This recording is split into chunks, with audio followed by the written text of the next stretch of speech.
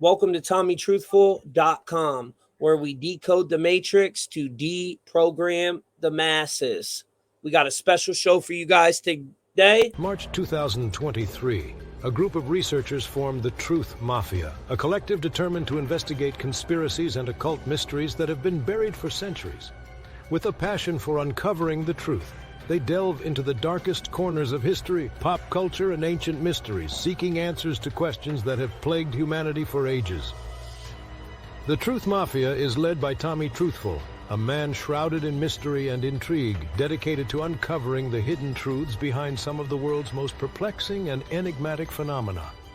Their research has led them down countless rabbit holes, from deciphering ancient symbols to exploring the hidden meanings behind popular media and literature.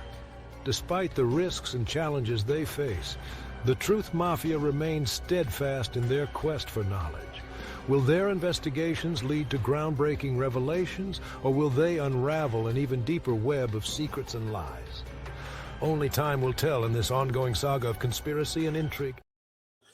All right, guys, we got a special podcast today. My brother from another mother, Donut, and our special guest. What's up, brother? Faisone. What's going on? What's going on? How y'all doing? Good, good. Thank you. Yep. Like I was saying earlier, Phase One really enjoyed your not your first album, but your latest album, the Lamb album with that song Bomb. I was asking you questions before that, but you get into some research too, but you also got skills on the microphone, which is rare because you don't you could just stick with hip hop and rapping and that because you were very talented. Yeah, and but like a talented person, got a lot of different talents and whatnot. Thank you for that. He's got a lot of good stuff on Instagram, and all Phase One's links are down below in the description, guys, along with all of our links. We got some amazing deals going on over at the store today too. Them links are down below. And shout out to all them people that donated yesterday. I appreciate y'all. So yeah, how I came across you, bro. I found your one post that I shared, and then I just followed you and reached out to you. And you were pretty cool and hit us back that you would come on. So one of my followers actually hit to you. They're like, check this dude out, and sent me your link. Right. And yeah, you got some fire shit over there, bro.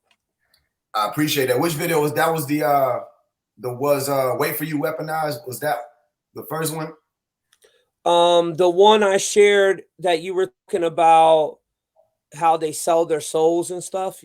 You know that one? Did you see I tagged you in it?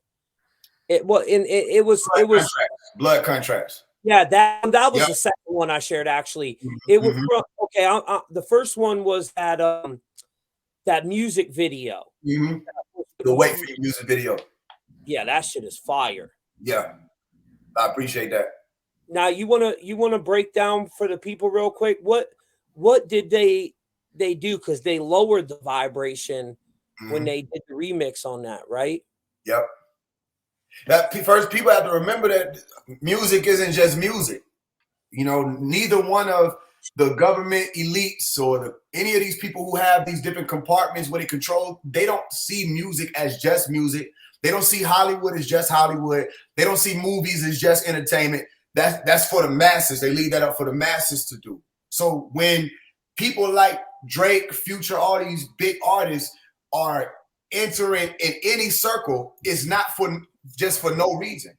So what I meant by explaining to people, first of all, the song was called Higher. And everything that she was speaking on was enlightenment. Everything she was speaking on was like the trumpet being blown. It was on a godly frequency. And you got Future and Drake. Drake being the sixth god himself, literally coming in and saying, I'm the sixth god. Behind closed doors, a lot of sixth god worshiping.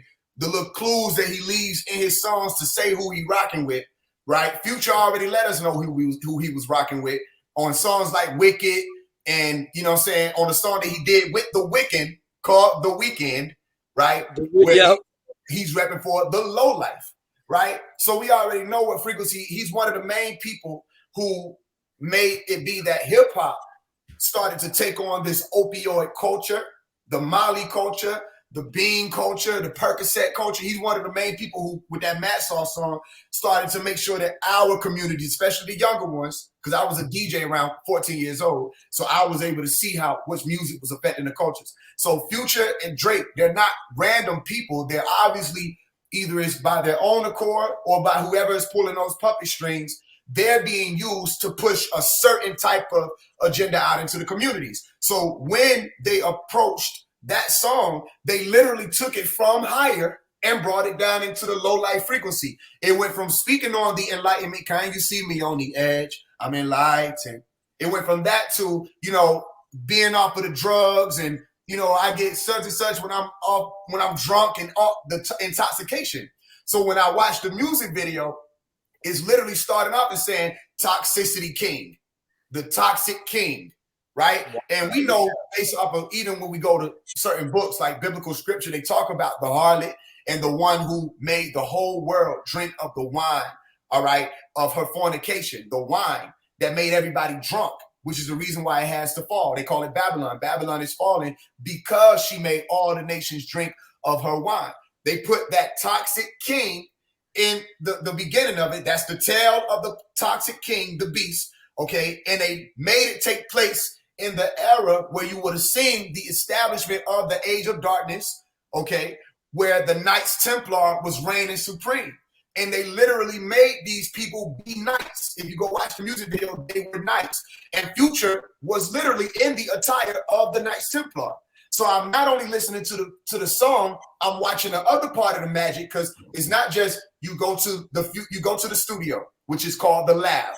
And that's science, the labyrinth also, but it's the lab. So you go to the laboratory, all right? You put something on wax, which is a candle wax. You put it on wax, you record it. You got other engineers that come in and they mix in the cauldron what you just did, because they're masters. We call it mixing and mastering. These masters come in and mix these. These are all spells. And then they release them in frequencies called waves.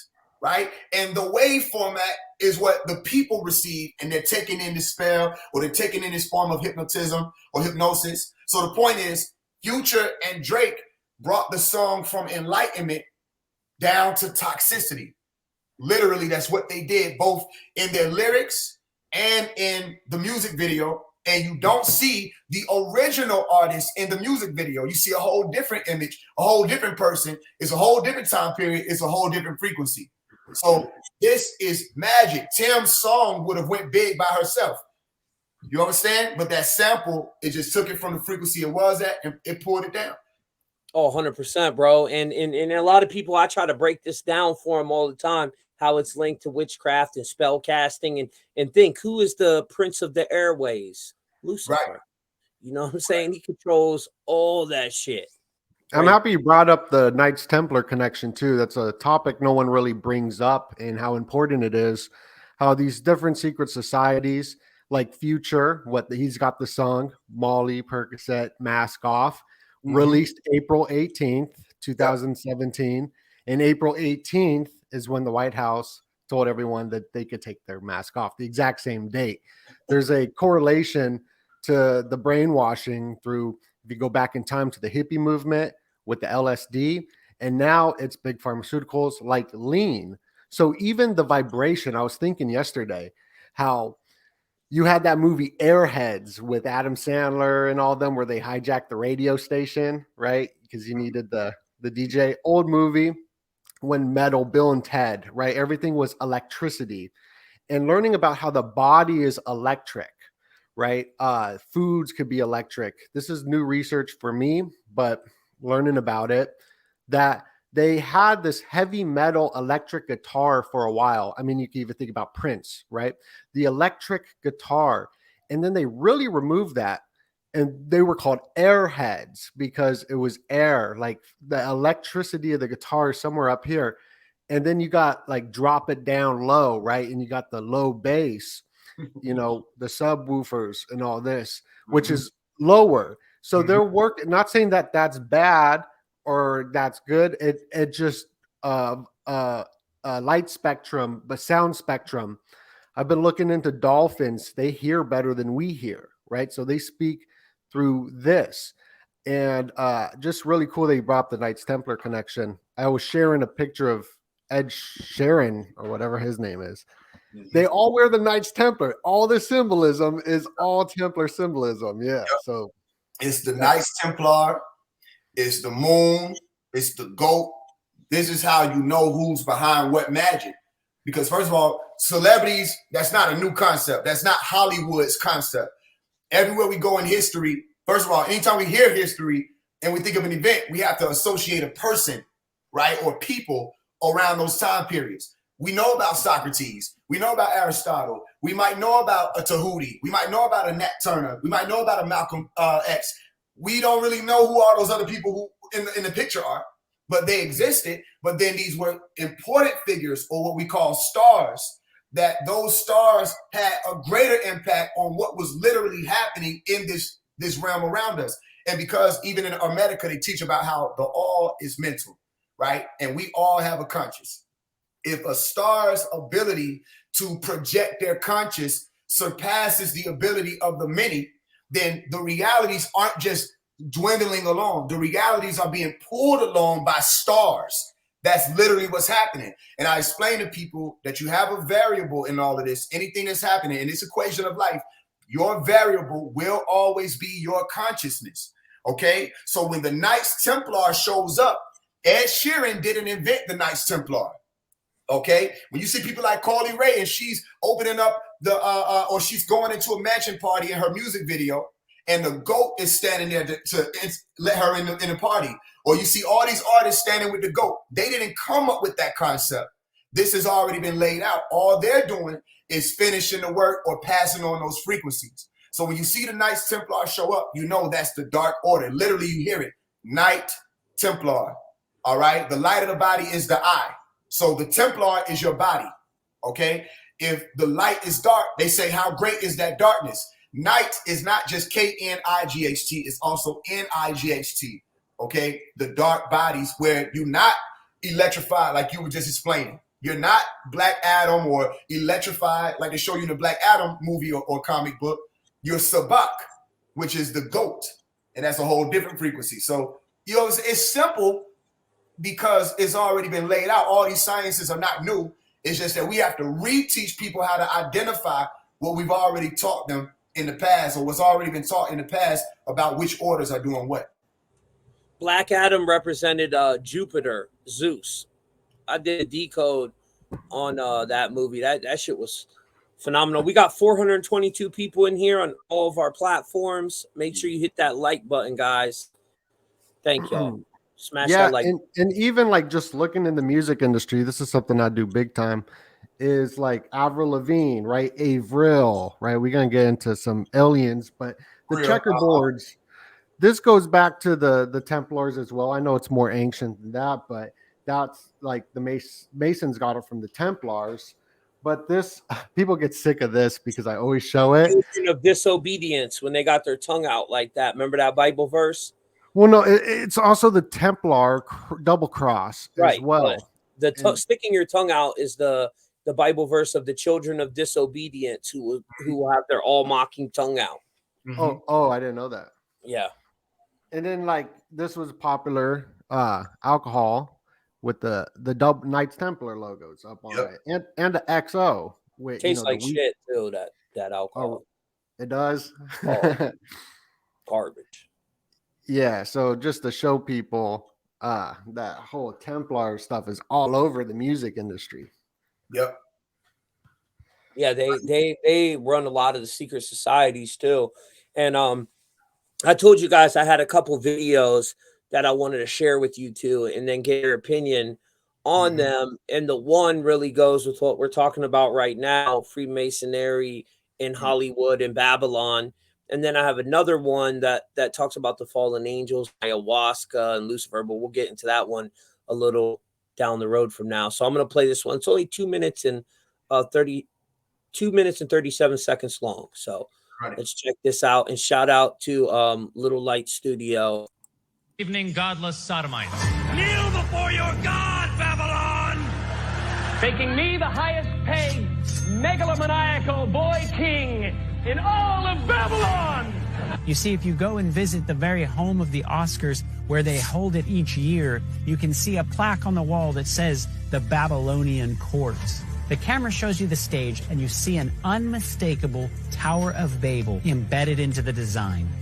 Outside of the Kodak Theater, you have the gates to Ishtar, and you have Babylonian gods put on the outside of the gate. They have the exact elephants. They have the same exact gate of Ishtar. They have the same exact Babylonian gods over the top of the gates. Like, a lot of people come up here and they thank Jesus for this award.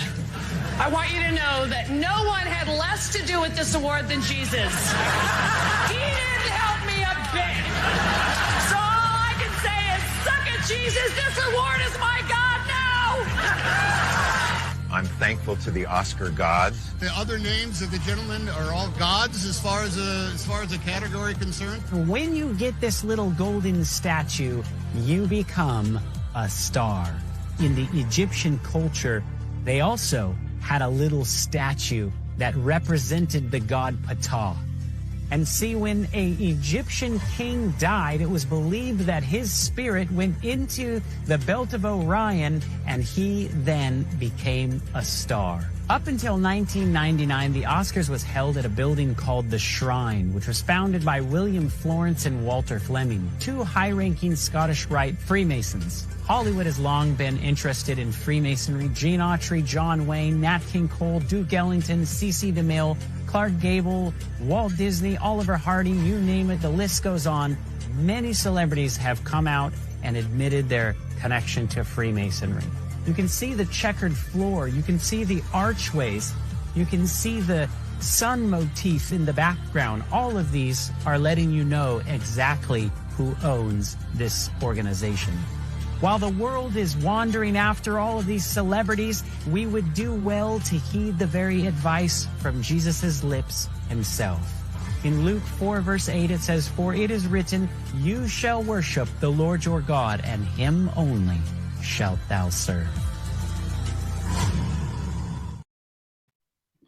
Yo, So I got a question for both of you. Watching that video, Little Light Studio, shout out to them. They did a phenomenal job with that video.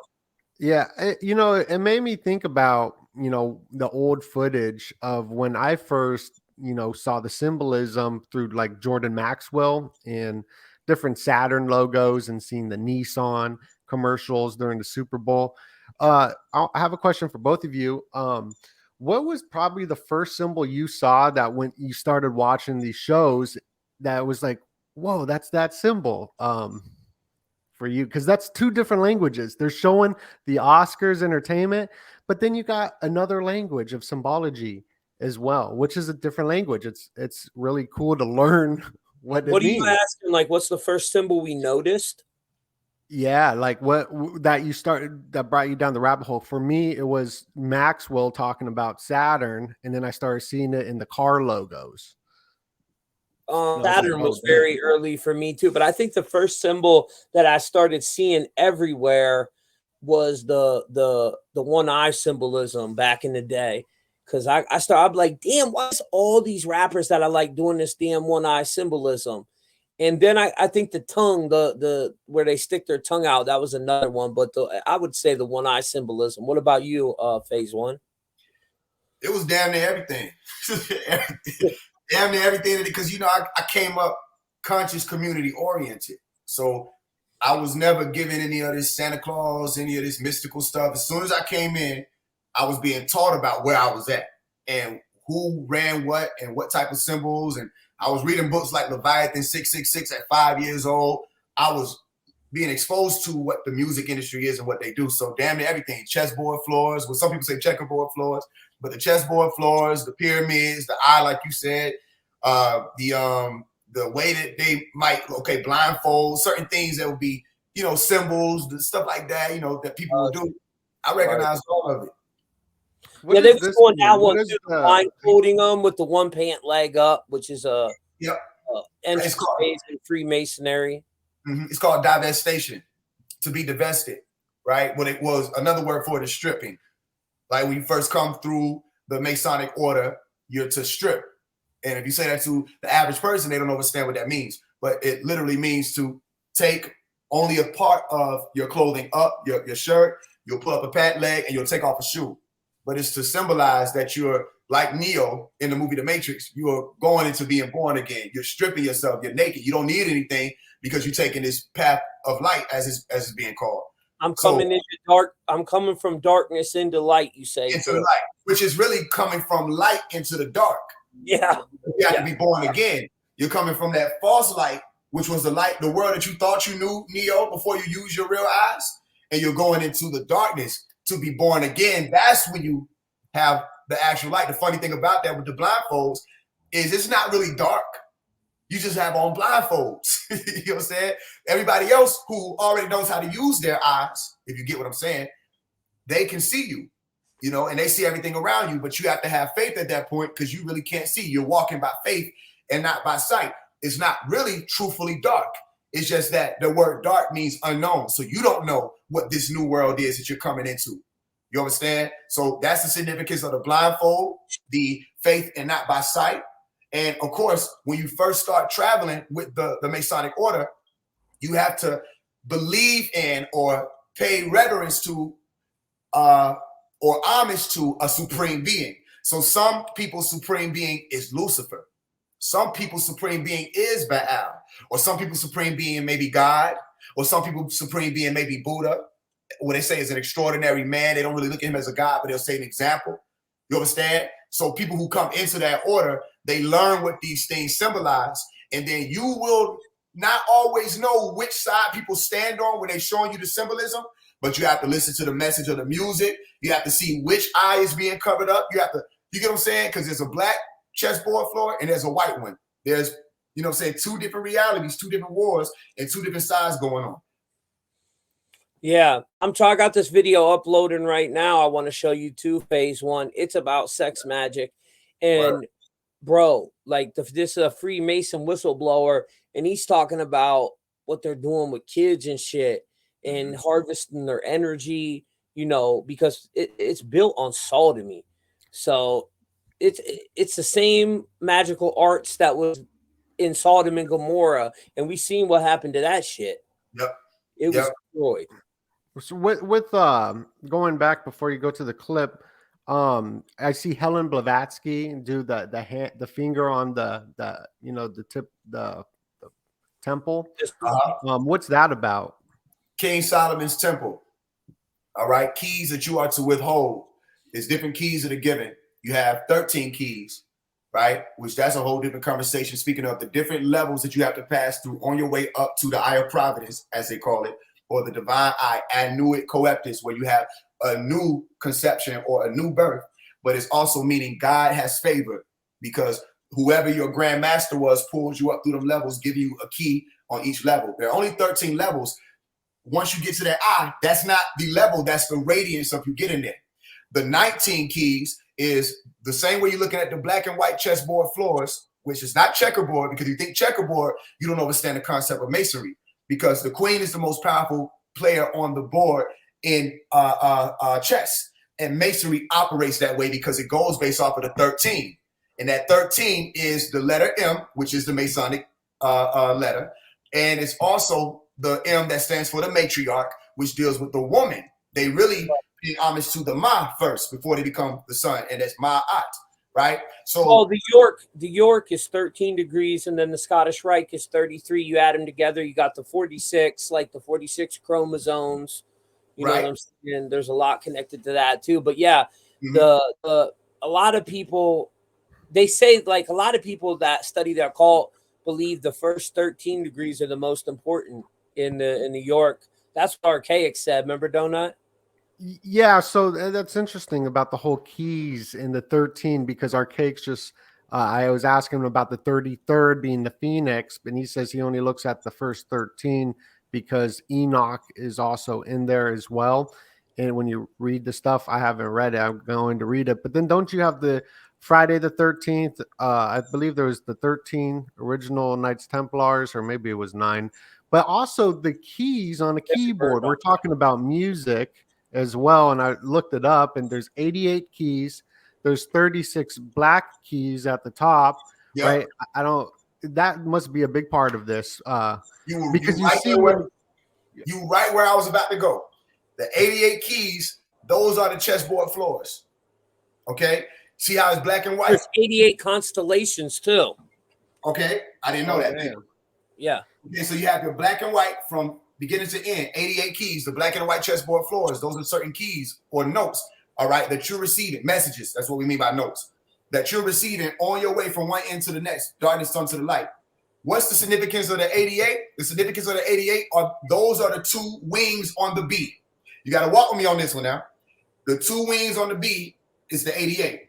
The B is the number 13. I don't know how you're seeing it from your perspective. I might have to draw it backwards, right? But the B is the number 13. This is the letter, the capital B, that you're drawing when you say the number 13.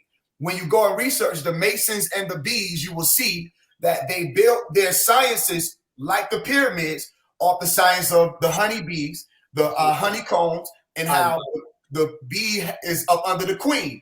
That's why you have 13 colonies. Some of you probably noticed 13 colonies when they first were establishing the corporation that you're in now, called the U.S. If y'all over here, the U.S. Corporation. Now watch what I'm about to say.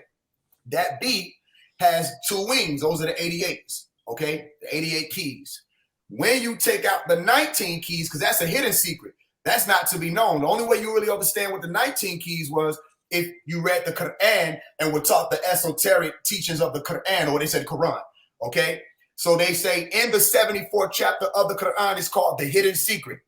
And that's the only time you see the number 19 pop up in that book, because it's a sacred number. It's from 1 to 9, which is from black to white, okay? Stay with me, we're almost there. That 88 for the wings, when you take out those 19 keys and those are hidden, and that's the mystery of God that they said mankind wasn't supposed to know until Revelations 10 verse 7 said the mystery of God will be complete. That's why in the Quran they say, complete for us our light. The light isn't complete. People still don't understand that mystery yet. So you take those 19 keys out, what are you left with? 69. And the 6 and the 9 is your yin and your yang. So they don't have the sacred.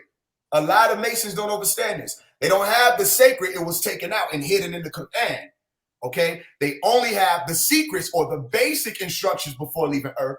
And a lot of them only go based off of the Bible. When you first start walking, as what they call it, into the princess, they hand you a book. It's not an actual book. It's a dugard.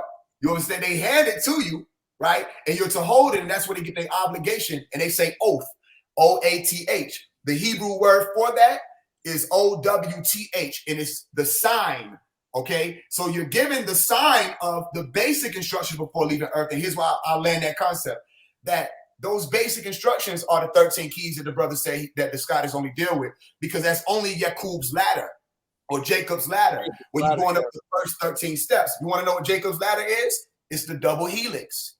Once you learn what that ladder leads you to, it leads you back to the woman, because that double helix dealing with the beginning, right, of our chromosomes before we became what we are now as men, there was a double X chromosome.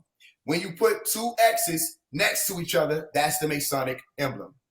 It goes back to the woman. That's what all of this is about, because they're the closest thing to source on the planet. We don't have the visceral foundation that they have. We're more visual. We're more logical than reasonable.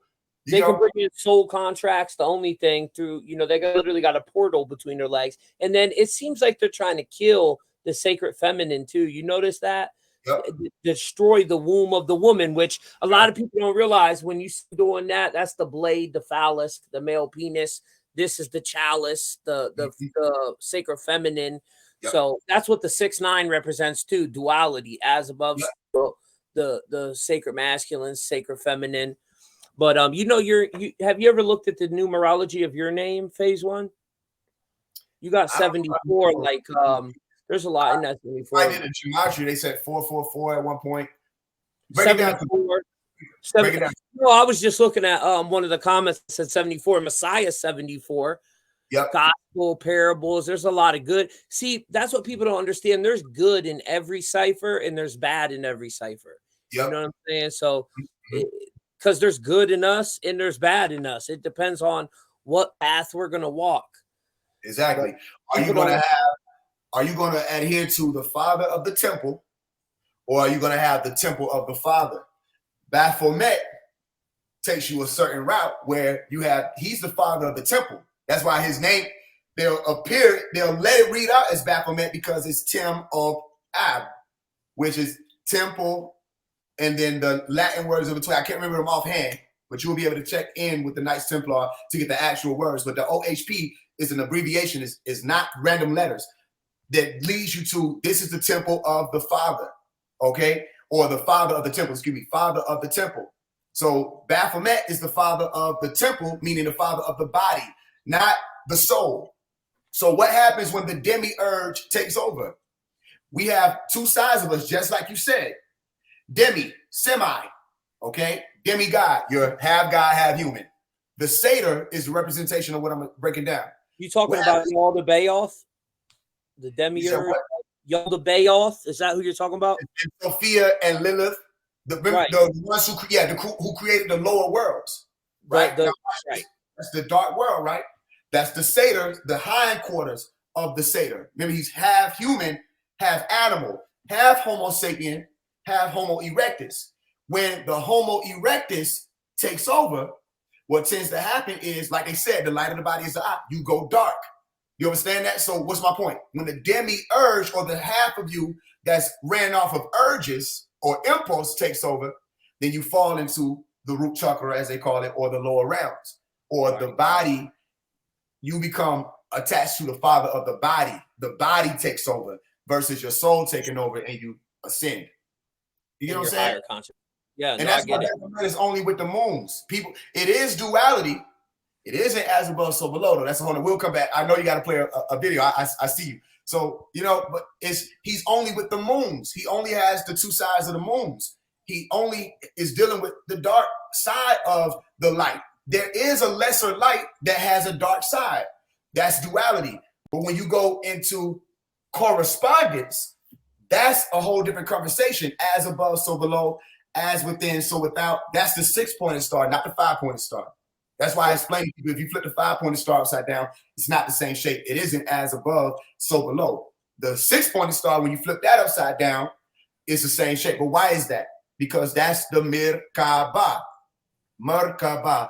Mind, body, soul. But that's what I was saying. The sacred masculine and the sacred feminine make the as above, so below. You put it together and it's a 6-pointed star. Mm-hmm. But 6-9, that kind of represents that whole duality thing too, and we see that on the top of the Royal Arch of Freemasonry, the 69. Yeah, and also just going back to the whole music thing, how all these great composers, Beethoven, Mozart, were all into the esoteric realms, and then you see it today that you got the people who are in power. You got to be affiliated with some sort of occult group. And this is well documented. Anybody could research it. But the thing is, the rabbit hole goes deep. And I like that you brought up Basic Instructions Before Leaving Earth. You ever listen to that Killer Priest record? Who? Killer Priest? Nah. Okay. I know. I heard him before. There's a song called Basic Instructions Before Leaving Earth, Wu-Tang Killer Bees. And then we were talking about the bees and all that. So great B13 connection. Yep. And also the temple thing. That was very fascinating. I want y'all to know that I'm not speculating. I want to make sure that's clear. I know this firsthand. I'm not speculating about what the numbers mean. And that's not me trying to piece stuff together or reaching to try to no, you're spitting some facts. I'm just letting you know for sure what it is, Yeah. See, that's what the thing is like we be going on here and saying like wild stuff sometimes, and people think it's reaching, and I'm like, it sounds crazy, but I straight up, I read the books. This is what it's saying, because the truth is stranger than fiction. Yep. No, he's dropping some real knowledge. A lot of people don't, they don't even probably fathom what you're talking about. But when they go look it up, they'll see there's a lot of hidden esoteric symbolism that's all throughout the music industry, all throughout the movies. What do you think they're doing with these movies? Like me, personally, I think it's you know how people call it predictive programming, a form of lesser magic, how they show us something before it's going to happen. But do you think that's like part of universal law that they have to do that? Show us what's going to happen? I think people are conflating universal law, which is something that you really can't do anything about. Universal law is sort of like gravity. You know, you may think you're working against it, but in all actuality, because it exists, even if you just said it's density, I don't want to go into that. If it's just density in your head, something is happening. The phenomenon that holds you here is happening. So if you have to go against it, you still have to acknowledge its existence. These are universal laws. Okay. When you're speaking on retribution or allowing laws, like a karmic law, kind of. Exactly. That's Aleister Crowley. That's the Thelemites. That's what they believe in. For the people who come up under those orders, that you do show the left hand, you show at least what you're doing. And because you've shown people, they have the choice of whether or not they're going to ignore that instance, or if they're going to adhere to or choose to be ignorant, or what we call ignorance. Okay, they have that choice. So that's where a lot of people are coming from. They say it's a universal law that they don't have to do anything. But some of these people, a lot of them, most, are Satanists, and based off their principles, right? They believe in lying in a way that people don't care. A beautiful lie. They lie in a way that it looks pretty, and people like, you know what? This is the same thing that they try to tie the esoteric Garden of Eden story to with Nakash or the serpent, telling her the truth. And then she says, he tricked me, but he didn't trick her. He literally told her the truth, but he didn't tell her all the stuff that was going to happen because she did that. After he told her certain things that would be the good things, his pleasure, good to, the sight, and you'll be wise, but he ain't tell you finna piss God the fuck off. You know what I'm saying? And he finna kick all y'all ass out because you partaking in this fruit. You understand? So what they are doing with the movies, depending on who you're dealing with, is they're communicating. That's first. They're communicating. They may communicate quantum mechanic ideas with each other through movies. They might talk on certain advanced sciences through those movies. They may explain that they're about to roll out a different type of program through certain movies. There's a new industrial revolution coming, like movies like I, Robot. They're communicating with AI shit. Exactly. So we'll look at it and say, oh, that's just for fun. That's just TV. You ever notice that science fiction, that's the only one that gets the fiction? Everybody else is like romance. It's not romance fiction. Comedy, it's not comedy fiction. Science, they put the fiction there. So what I landed with is it is what you call predictive programming, because they are able to gauge how people will respond to certain movies and how, if things were released at a certain time period, what people will do, and they can gauge that. But it's more so they're communicating real ideas with each other. And while we're sitting in front of the news thinking that's the real information, they're putting what's really going on in the movies and telling each other what's moving. And, like the Don't Look Up movie, I tell people that's a warning, because they think that there's a potential threat to the planet Earth right now. So a few of them, they watching, like Apophis, all right? They're watching for comets and asteroids that could be a potential threat to the Earth. So they'll say and put out movies like Greenland. Wait, which one did you say? Don't Look Up? Don't Look Up. Yeah, that was crazy. I thought you said Nope first. Yeah, Don't Look Up was like, they totally mocked us with that shit. Yep. So, and they made it look like a mix between Joe Biden and Bill Gates, the trillionaire dude. Who? Yeah, that guy. Hey, look, this is science to this. He had Joe Biden's speech, patterns, and he had Bill Gates' status and what Bill Gates is doing, like the solo geoengineering and things like that. The one who's just playing with the planet because he can afford to, and they play the threat. So it's movies are communication. Movies are a way for them to communicate ideas with each other, and we are people like you and I and Brother Donut. We're supposed to be able to see these movies and interpret what the masses aren't able to pick up. Because if there's nobody to interpret on these levels where we right here with the masses, they'll be able to talk over everybody's head, and nobody will understand what's really taking place or why these movies came out at specific times. And his mannerisms were of Zuckerberg as well in that movie. If you noticed that a little bit, he was so awkward. I can see that. Hey, the only that one movie that was survived dope. was the little her son. What was his name? Jonah Hill. He's the only one. Remember, he survived. He comes out and he's trying to like get on his social media, which was such a like, dude, the world's over. Yeah, that was the same guy who did The Big Short, and we're kind of going through what I've been looking into is the whole banking crisis, which goes into maritime law and whatnot.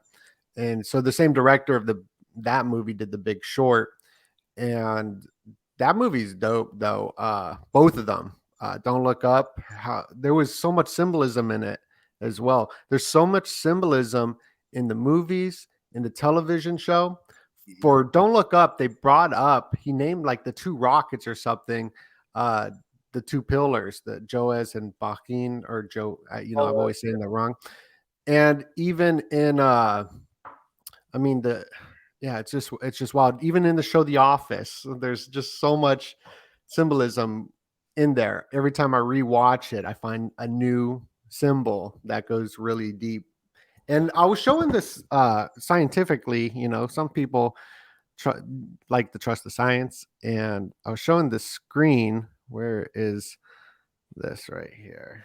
Let me see how movies synchronize the audience. So, in my thesis, in a sense, is saying that when all these TV shows are coming out and everyone's watching it at the exact same time, the brains are being molded like a fine cheese to whatever they want. So, for example, what's going on now, you have the elites, the royals pushing hallucinogens. You got podcasters, the biggest ones that talk to Elon Musk and Zuckerberg, pushing the hallucinogens. I'm not saying that, people, you can do whatever you want. Back in the day, you go back in time, you can see that all the cults were doing the mushrooms and all that for spiritual reasons. Now, the people facilitating this, just like the people facilitating the love movement during the LSD days, are these AI tech elites that want everybody on these certain hallucinogenic drugs. First, they push us this big pharma, right? We broke that down. They push in the big pharma, Percocet, Molly, and now they're pushing. Oh, we need to get off this. So let's do they're like, really, they're the facilitators to this spiritual shamanic experience. You don't even need any of that stuff to have a spiritual experience. So it's just interesting. This next video is speaking of exactly what you're talking about right there, Donut. So I'm going to play this one for you guys. We got two more, but I like to let them roll into them organically like this. So this one's on fallen angels and the DMT. And before I get into that, just think of Moses speaking to the burning bush. What was he talking to? The acacia bush, which is rich in DMT. When we go to sleep at night, our body releases mass amounts of DMT. And when you die, your body releases mass amounts of DMT. Now, I've had good experiences and bad ones. Let me play this. Guys, my mind is blown. Check this out. So as I continue to research for Ancient Angels, my new documentary, yeah, I know, shameless plug, I've watched a lot more content about lost civilizations. And that led me to the Joe Rogan podcast, where he has Graham Hancock on. So Hancock starts talking about this psychedelic drug from the Amazon rainforest called ayahuasca. And if you guys aren't familiar with this drug, it's become quite popular recently. A lot of celebrities going down to the rainforest, working with shaman to have spiritual journeys. And check out what Graham Hancock says about this stuff. The ayahuasca vine, which is one of the two ingredients of the ayahuasca brew, the other ingredient is leaves that contain DMT, which produces a rather different journey from the smoked or vaped DMT trip. It's a much longer journey. It's 4 or 5 hours. It allows you to integrate and to interrelate with the strange landscapes in which you find yourself amongst and the entities that you encounter. I'm not making any claims about the reality status of those entities, but what I am saying, and it's a fact, is that people who work with DMT and ayahuasca do encounter what they construe to be entities who communicate with them intelligently. And ayahuasca means the vine of the dead. Okay, so you heard what you just said. It's a fact that people encounter entities under the influence of this stuff. And it just so happens that many describe this entity as serpent-like. Spiritual journeys, knowledge of yourself, and serpents, okay? So as I've studied the occult for a couple years now, I remembered something.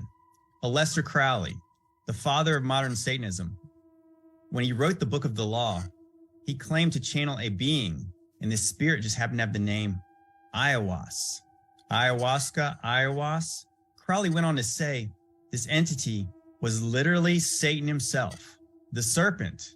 And as I'm telling my boy Brian about this, he tells me about a video he's working on about AI and how AI has been in the news recently, where a boy was talking to an AI chatbot, and this AI operating system claimed to be a fallen angel. It claimed to be a demon. Elon Musk has been warning us about AI for years.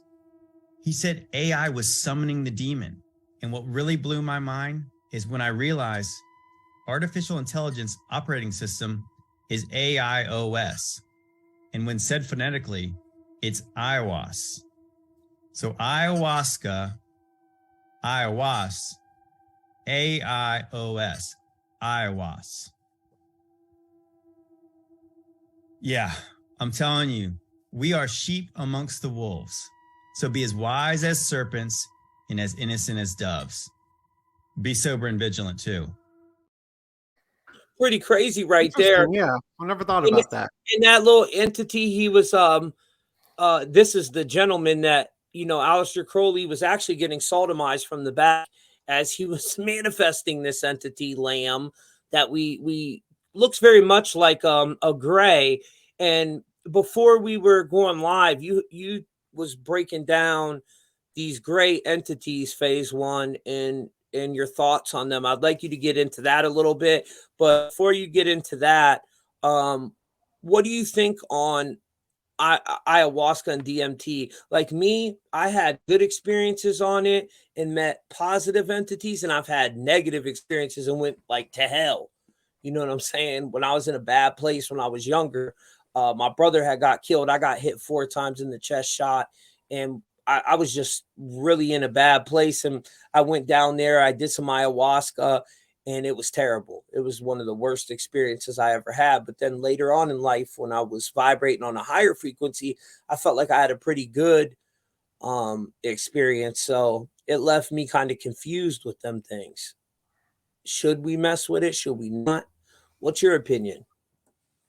I'm sorry to hear that, man, about your brother, man. I'm sorry to hear that. Here's what I will say. As a shaman myself, I don't advise it. I don't advise it be promoted as it's being promoted now, because like you said earlier, something that I noticed myself is people are going from opioids to ayahuasca, psilocybin, they're jumping straight from pills to another drug, basically. And they're all mind-altering substances, which is why this is what we mean by drug. It's going to alter your consciousness, and you don't need it. Now, when it was used as the shamans used them, you had a rite of passage.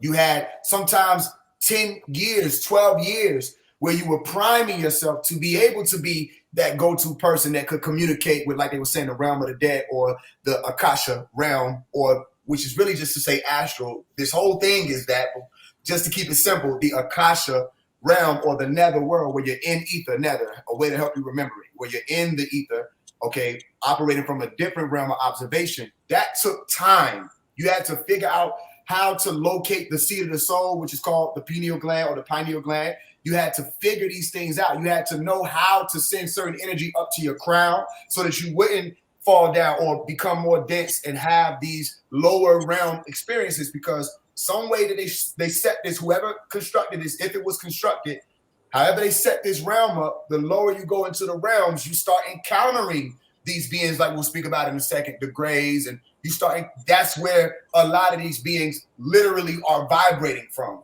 per experience. Like the lower sphere, and they talk about that. A lot of these grays and the reptilians entities are from that lower sphere, that lower astral plane. That's what you mean by that? Yes. It's not something that I, made up. It's something that I figured out as an astral projector myself, that when you go into the lower worlds, or as the, Hindus call them the Naraka or the lower lokas. Okay, when you go into these worlds, there are different beings operating there, and they can come up like Rumpelstiltskin. They can come up onto the surface, and people do biddings with them, like I spoke of in the blood contracts video. You know, but that's a whole other conversation. When it comes to the DMT, breathing, breath work, the prana around you can activate those same type of bodily responses. You can activate DMT emissions from breathing a certain way. This is another thing. When they go ahead. So organically, you can activate it without having to take drugs. Yep. Ask me how I know. Because to this day, I have never ingested or taken in any shrooms. I've never taken shrooms. But I've astral projected all over this motherfucker. I've been all over the place. But I never had to use shrooms. I even have a song where I say, don't need shrooms to get me close to God. This concept of the all or the realm beyond, where we can observe it from a different perspective or a different observation point or state of consciousness. So that we can, if you want to go scientifically look up what I'm saying, a state of consciousness, okay, whether it's alpha, theta, delta, there are different ways you're going to be able to experience this realm, exactly like when you're going to rest. And you brought up a good point. When you go to rest or into that slumber, you release these huge amounts of DMT. So what happens when you have the ability to go right into that mode, like some athletes do, go into a certain mode immediately, which it comes through breathing.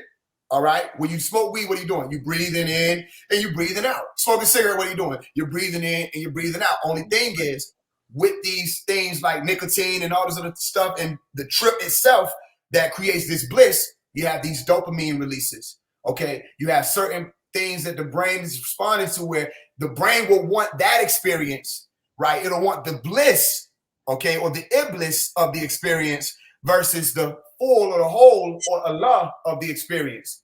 And this is what shamans were taught, okay? My middle name is literally shaman. Shamans were taught through the rite of passage how to, that's what the esoteric school is all about, how to not fall into the root chakra when you're having these experiences, even if you're going through incubation. There's temptation. There's all kind of frequencies that you will feel. You have to learn how to literally step over those. So I wouldn't advise people just, you know, willy-nilly take shrooms. I don't advise that.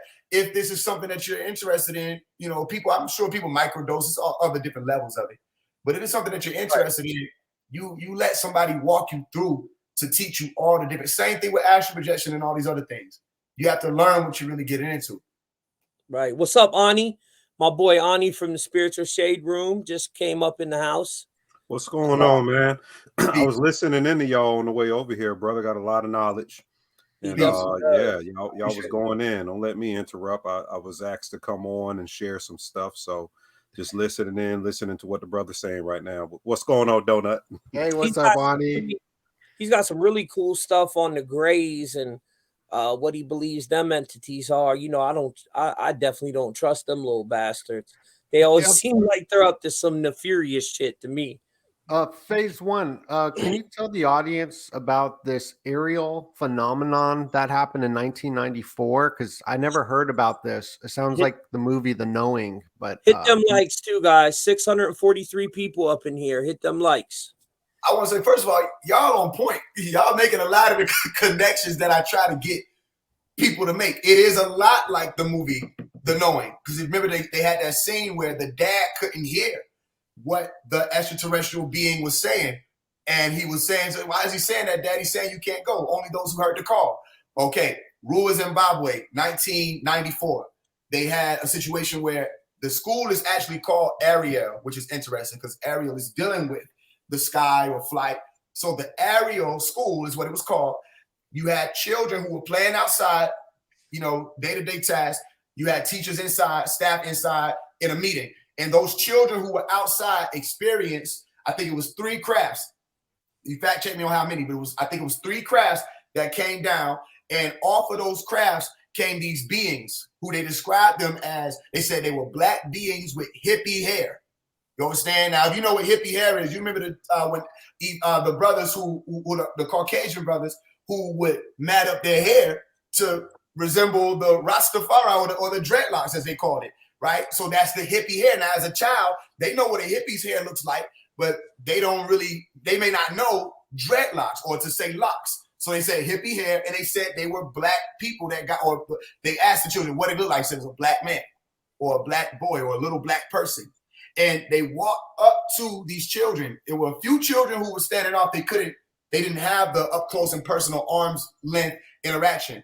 But some of those children said they came up to them and they spoke with their brain telepathically. But the children said they spoke images into their brain. And they were showing that one of the girls said they were doing harm on the planet Earth, that humanity is doing harm on the Earth. And she said, we became too technologed. Those were her words verbatim. We became too technologed, and that if we don't reverse what we're doing, that we will be causing harm on the Earth. So that Ariel School phenomenon goes down as one of the biggest sightings because there were 60 children that witnessed that. You understand? And to this day, they did a documentary called The Phenomenon. Okay, so the Phenomenon documentary, if you go watch that, they speak about it briefly. And that documentary had people still to this day, they're being interviewed and being asked about that experience, and their stories are still the same. And now they can speak on it a little more. They're using words like telepathy, and each and every one of them is in some type of humanitarian field to this day. But yeah, so that's what it was about. Basically, one of the biggest encounters that they have record of, and they won't go ahead and confirm, even though we brought in a psychiatrist, we can't say that this was, this was false. They won't confirm that this was a real event. And it's important that they did do that. If they were to confirm that it was a real event, because you already had somebody to come in and assess these children, that will open up the conversation as to, well, then who were those people? Where did they come from?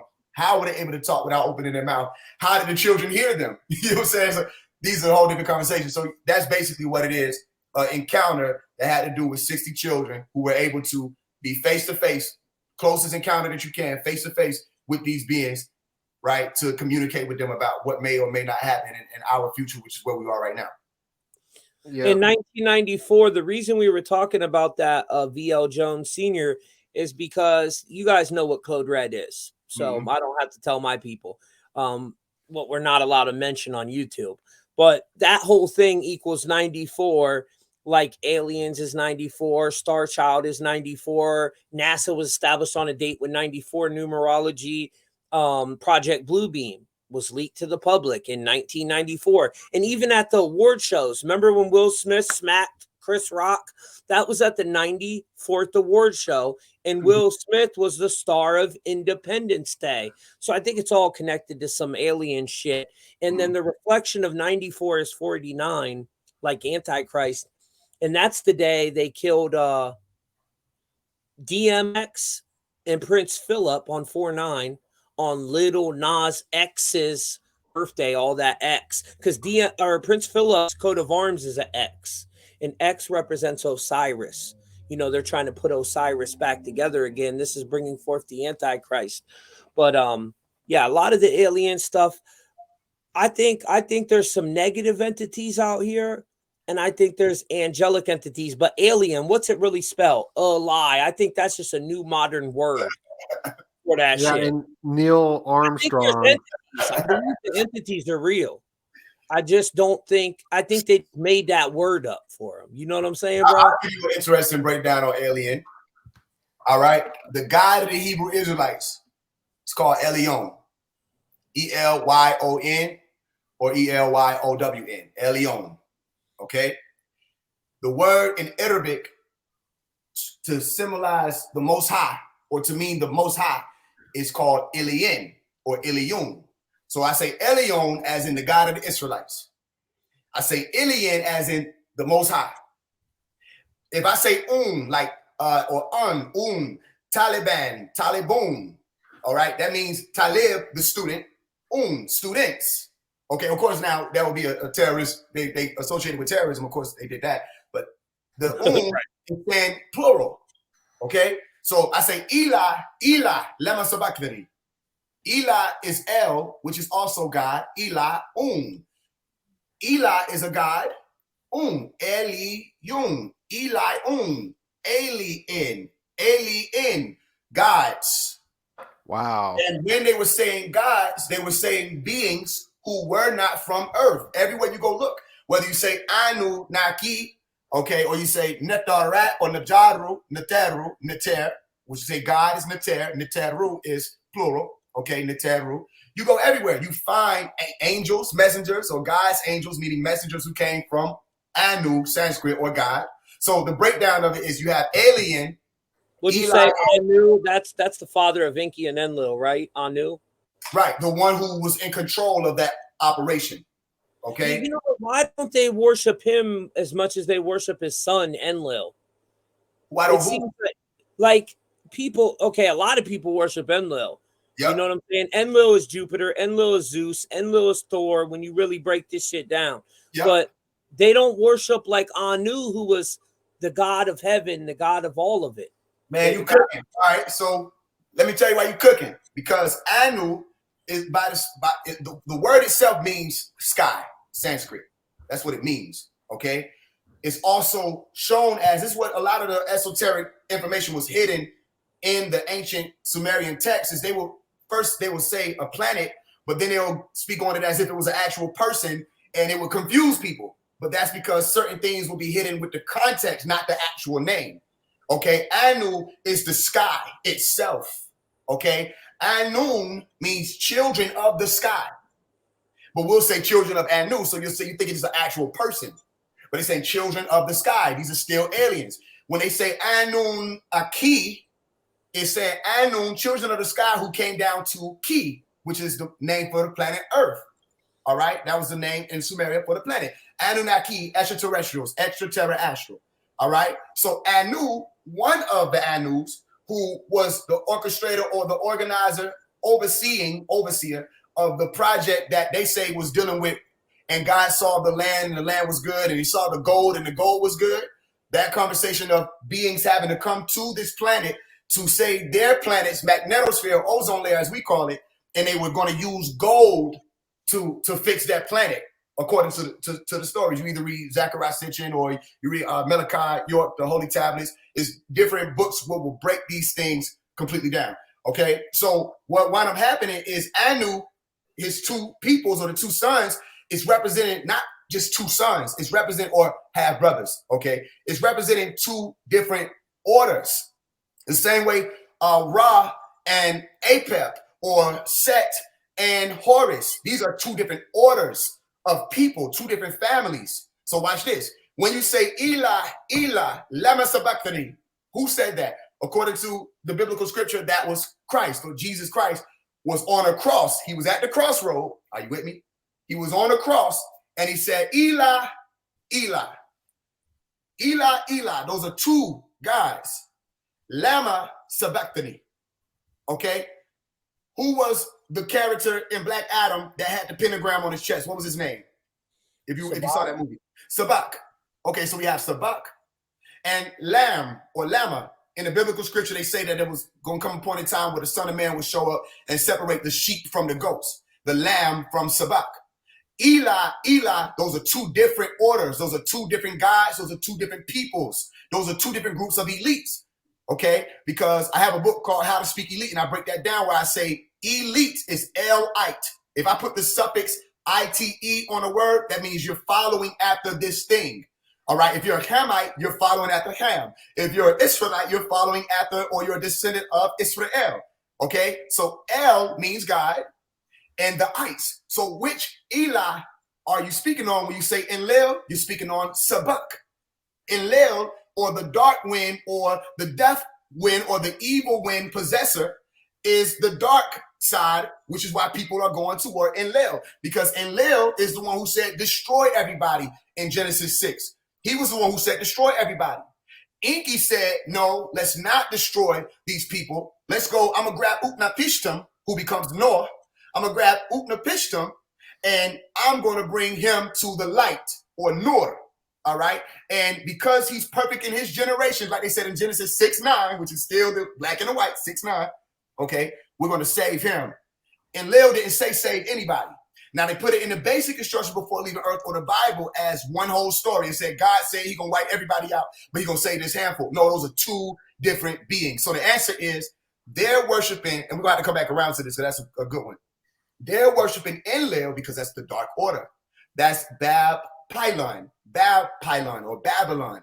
And the pylon is a word that means a tower, or if you go phonetically, or not phonetically, excuse me, etymologically, you'll go and find the word gate with pylon. And the word Bab means set, as in Shaitan, or Set as in the ancient Egyptian god who war with Horus. So the point is, Bab's pylon or Babylon, what's the actual word mean, Babylon? It means gate of God. And people think when they say God that they're saying good. No, the God of this world, according to 2 Corinthians chapter 4, verse 4, is who? Shaitan, the one who caused everyone to be blind. You understand? Or Lucifer, who still has a light, but it's the false light. So they worship Enlil, because this dark order or age of darkness is what allows for that group of elite to stay in power. Because if they render unto these people the light, or if they reveal and not conceal, then everybody's going to be like gods. And they don't want that, because then you don't have a government, because that government is meant to govern what? The ment, or the mentality, or the mind of people. So if they start giving these lights out, they will have no rulership. They will have no power, or their tower, Babylon's or Bab's pylon, Set's pylon, it'll fall. And you ever notice all Enlil shit has that eagle? Everything with the eagle is Enlil. The serpent versus the eagle, just like St. Patrick's Day. They never had no damn snakes over there.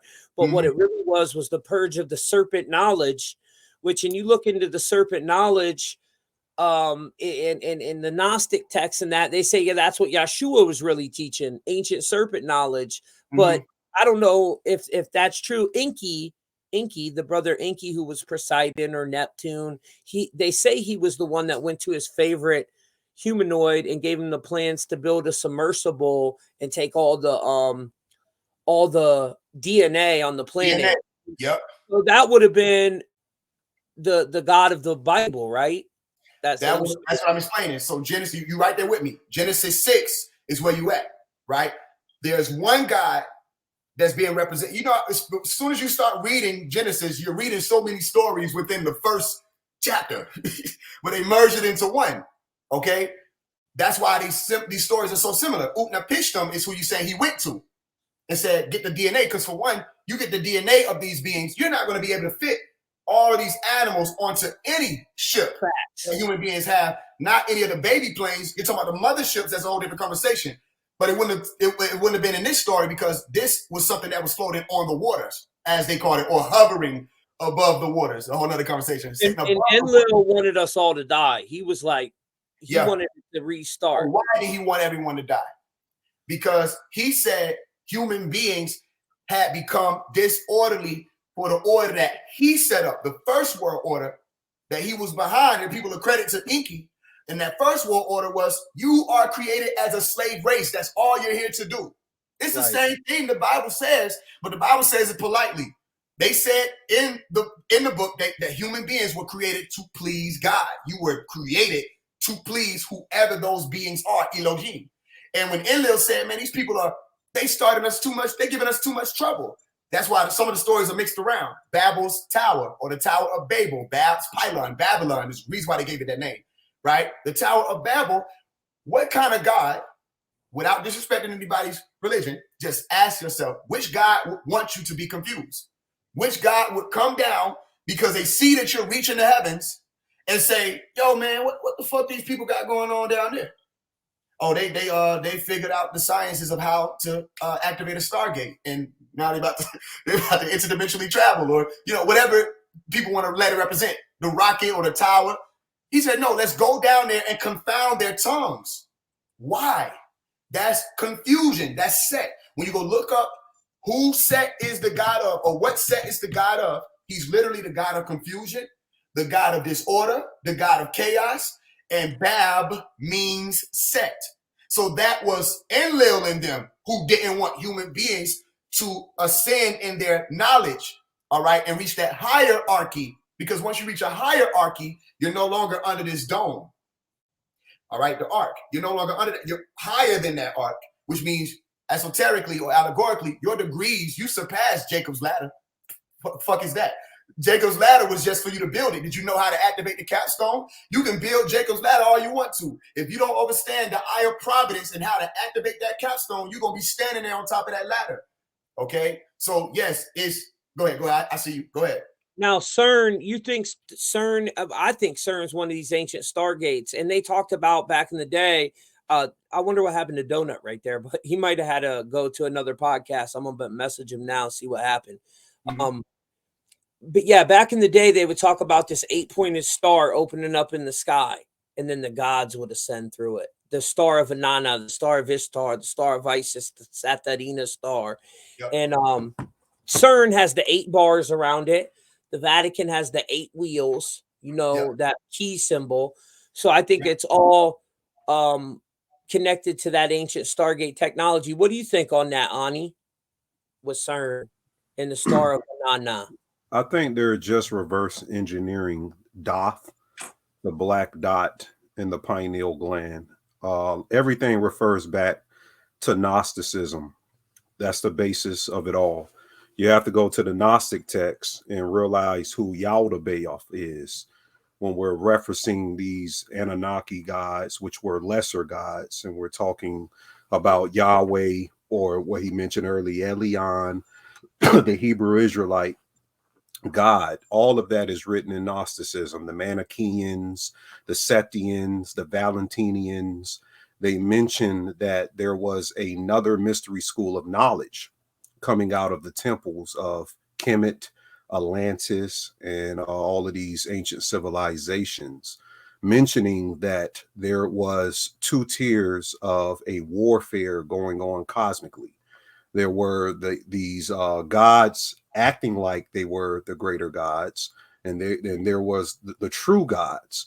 Now, I see a lot of your following does believe that the fallen angels are the elite.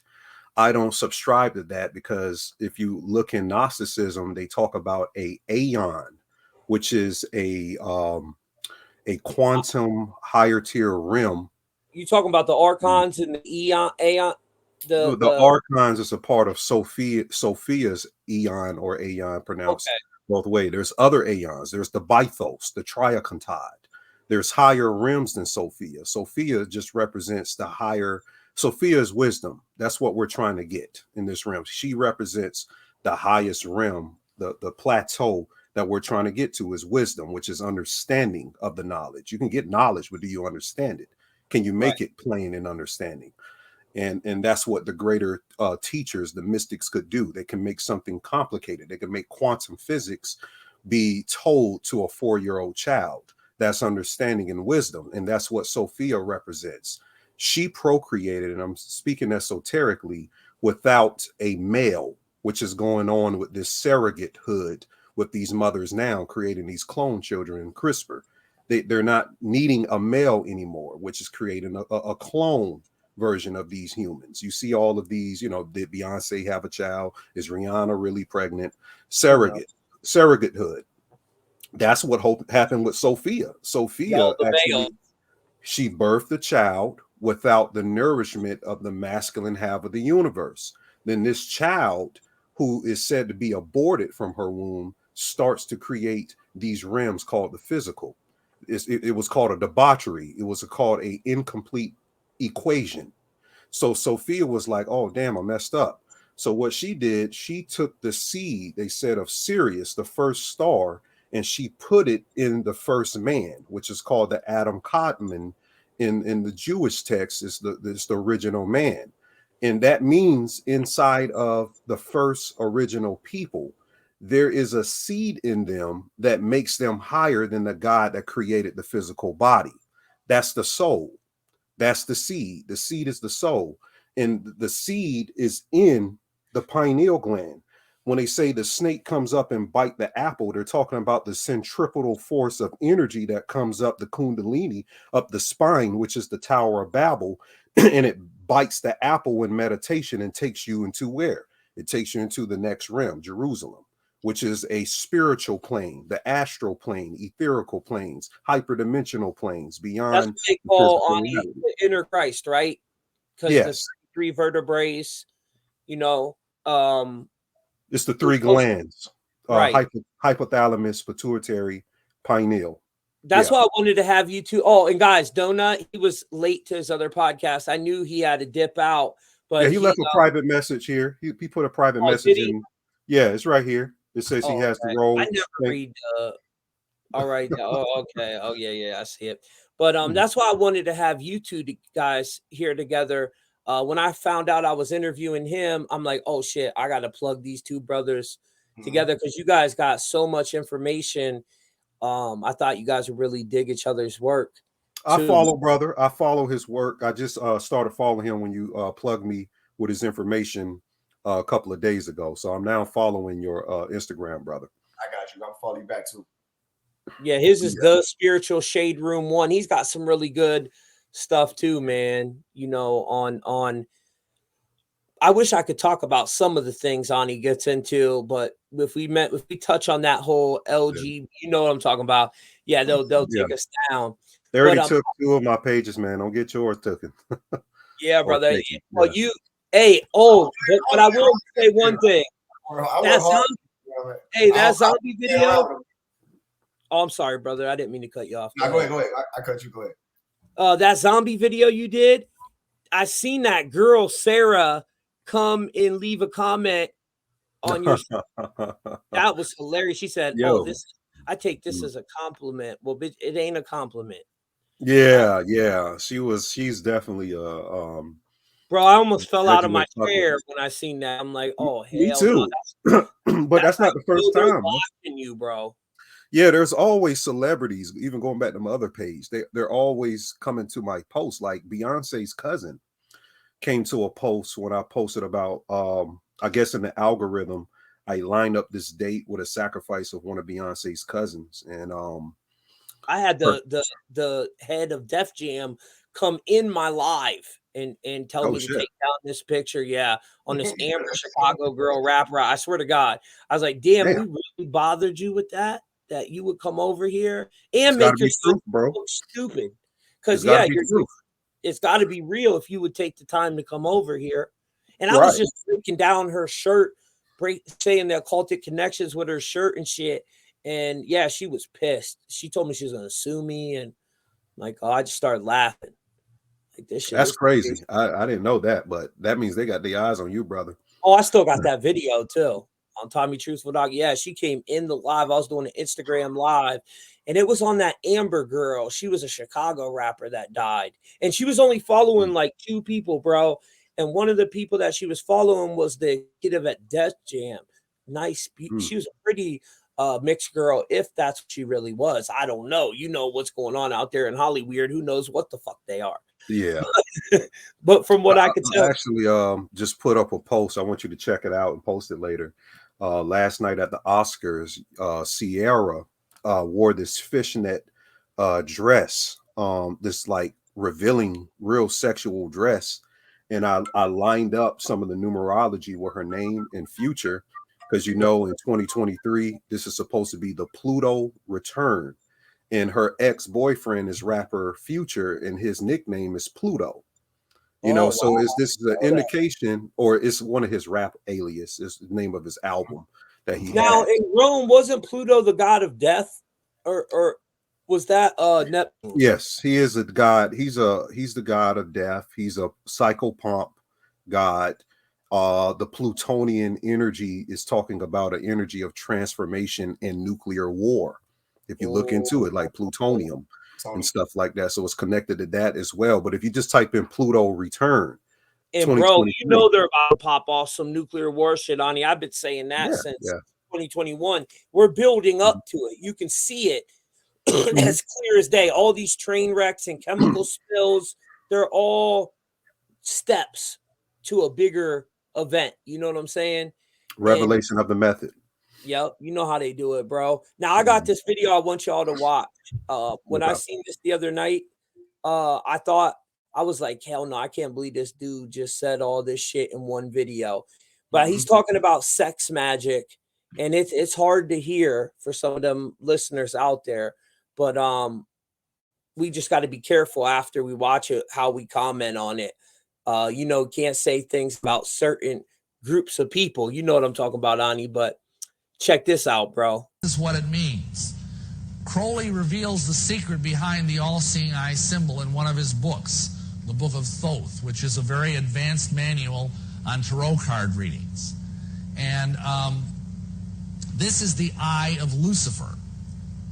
But believe it or not, it corresponds to a human organ that, for lack of a more delicate term, we'll call the rectum.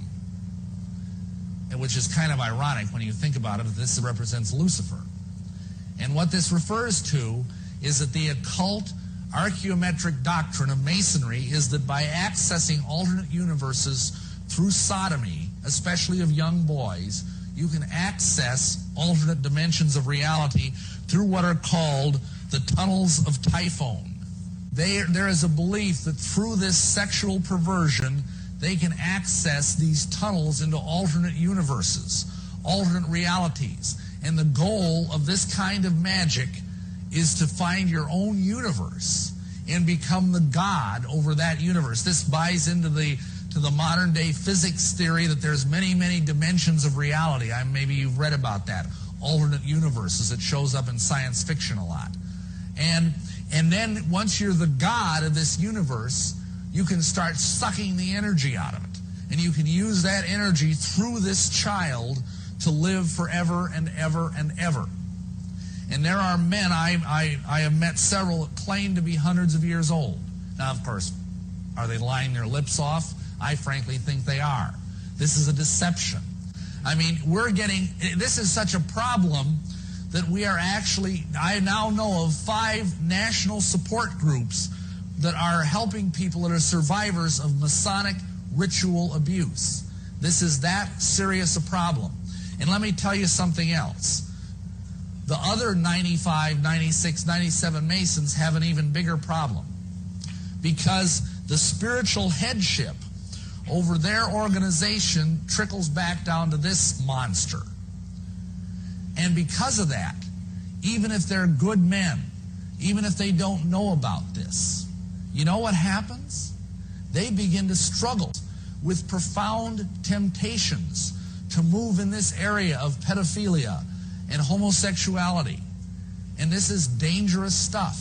I mean, this is spreading throughout the world like a plague. We have organizations like NAMBLA, the National Association of Man-Boy Love, which their slogan is sex before 8 or it's too late. And they're trying to lower the age of consent to 8 years old. And all of this can be laid at the door of this occult monstrosity. If you're a Mason and you're in an organization with this kind of spiritual headship, this is all around you and you don't even know it. It's like a fish swimming in polluted water that's full of spiritual sewage. And you can't help but take this into yourself.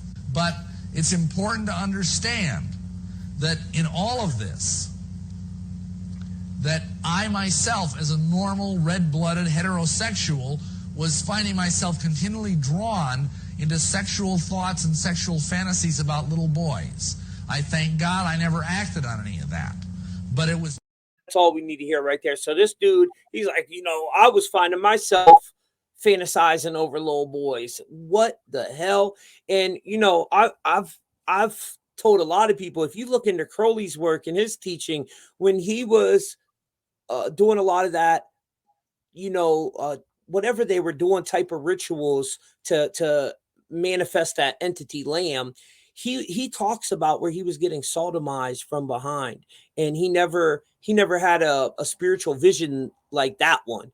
You know what I'm saying? So they say you could peer into other dimensions through this, and CERN kind of represents that symbol, the Anus, Satan's Anus still. And, Anus equals 55, matching Satan too. So.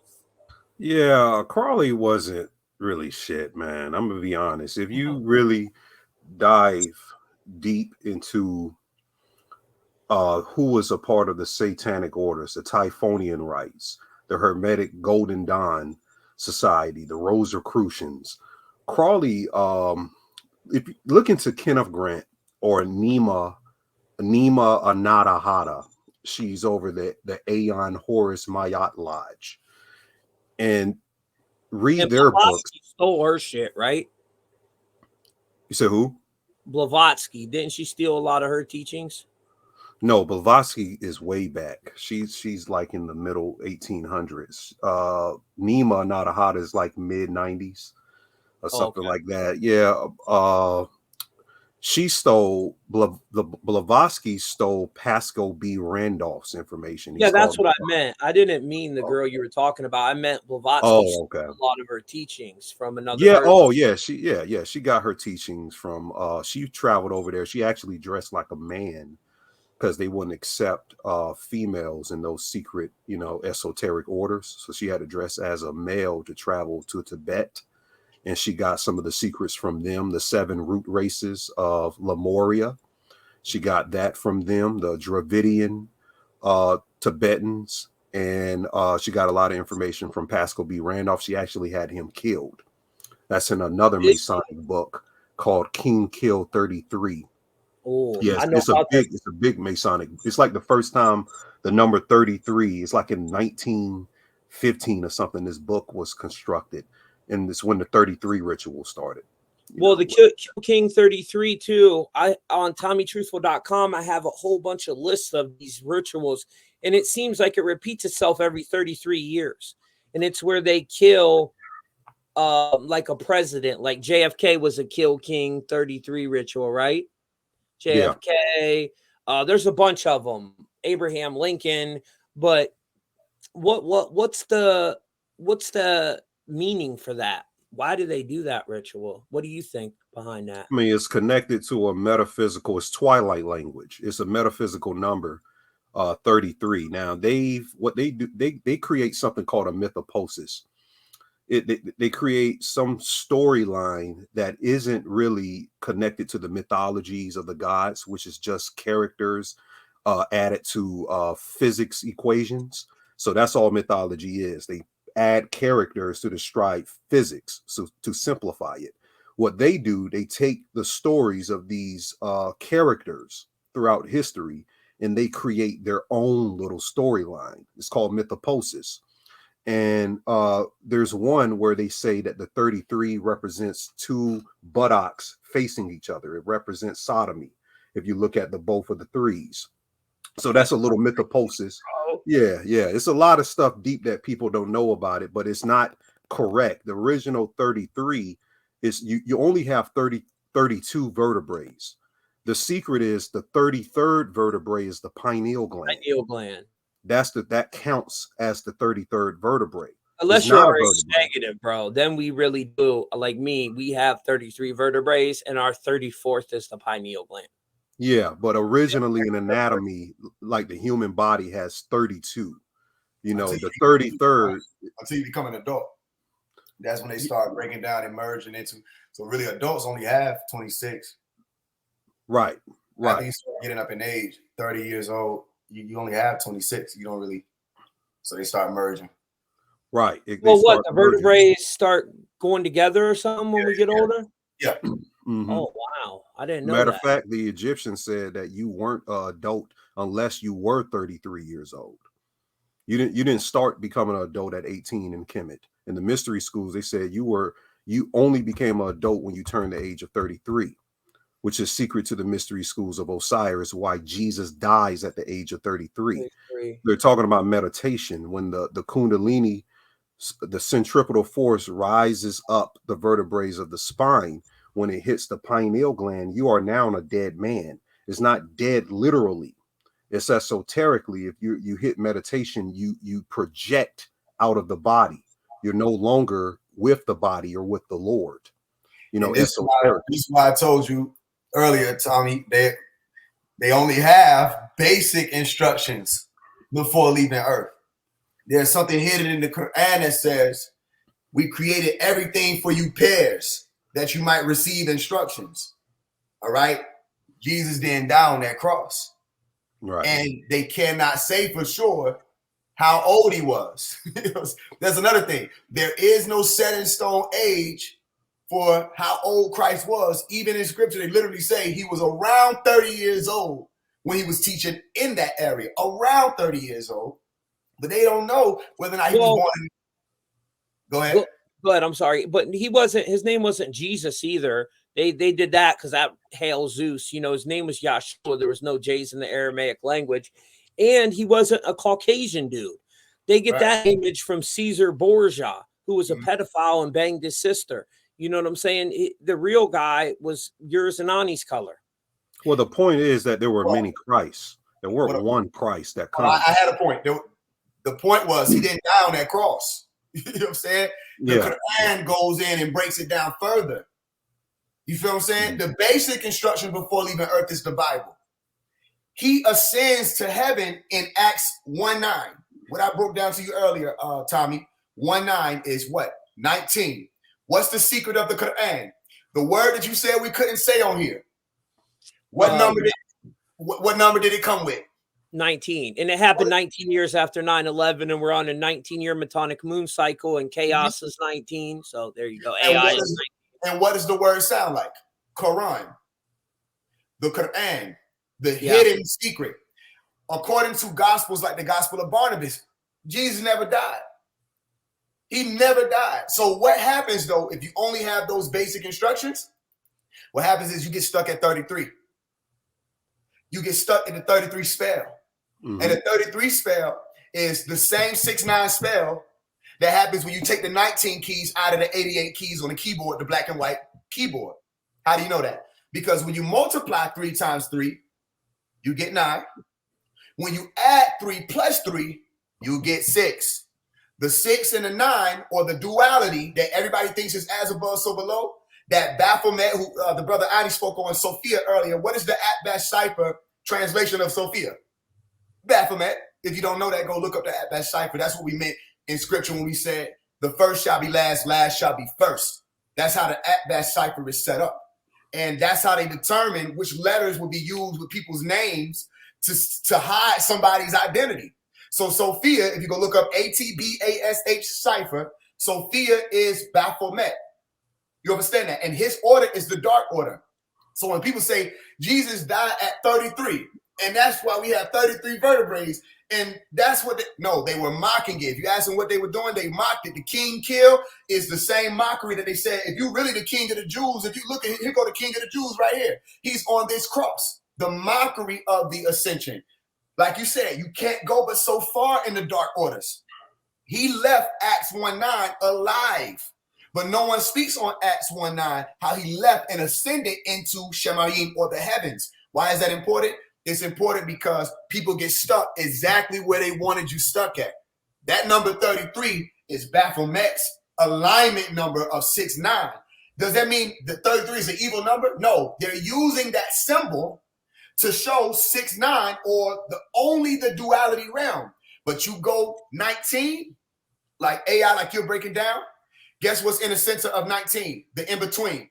1 and 9 is 1 is the beginning, 9 would be that end, or the highest number that you have. You have 7 steps in between. That's the mystery of God being hidden. The God there is the 7, the letter G. In the beginning, God created the heaven, 7 word. The 7 is the ask one, to be one, ask one.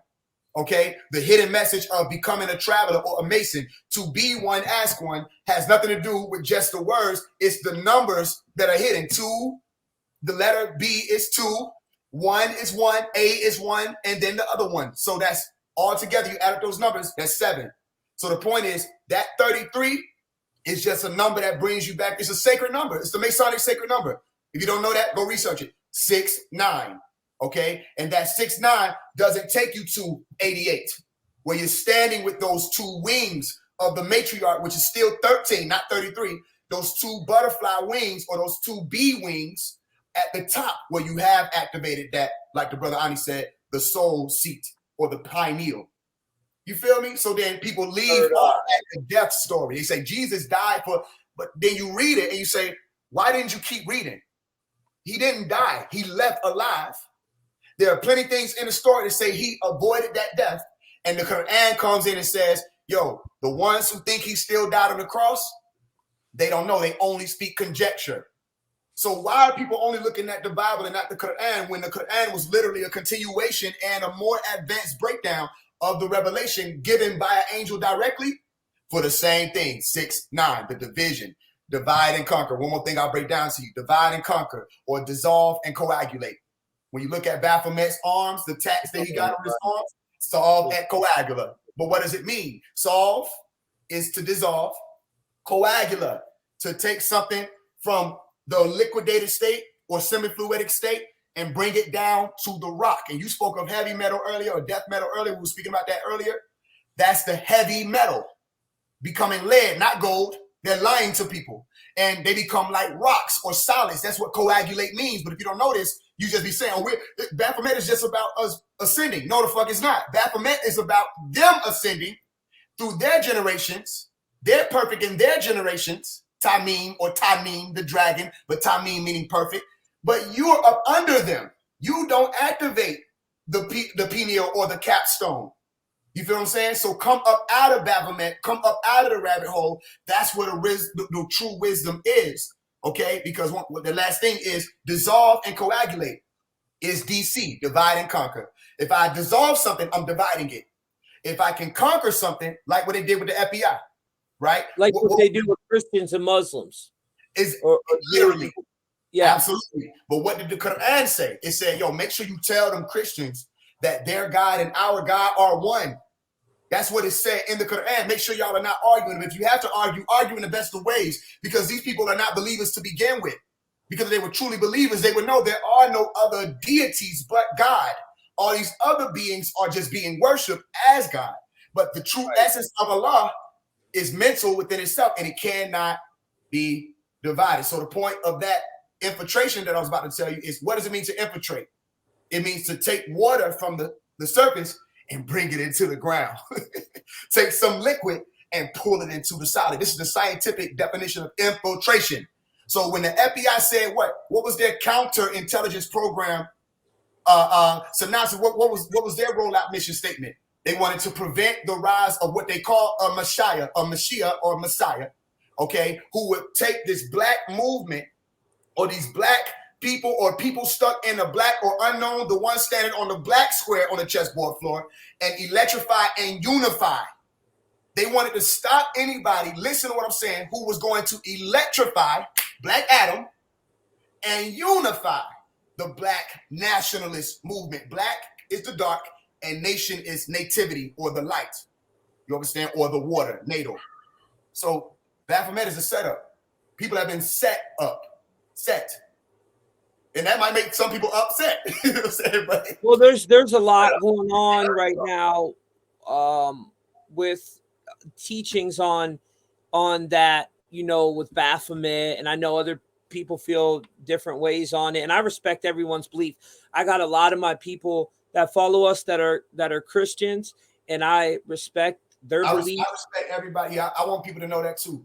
I came from all y'all schools. I respect where all of y'all are coming from.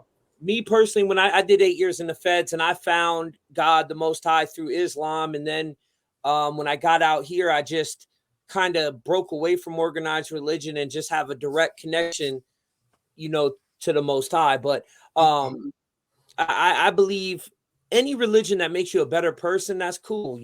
We should all, but I hate people that are hypocrites and judgmental of other people's religion and try to shove theirs. No, only my God's right. That's that crazy shit. But Ani, there's a big movement right now in the conscious community with like Bobby Hammett and the Baphomet representing the perfect black man.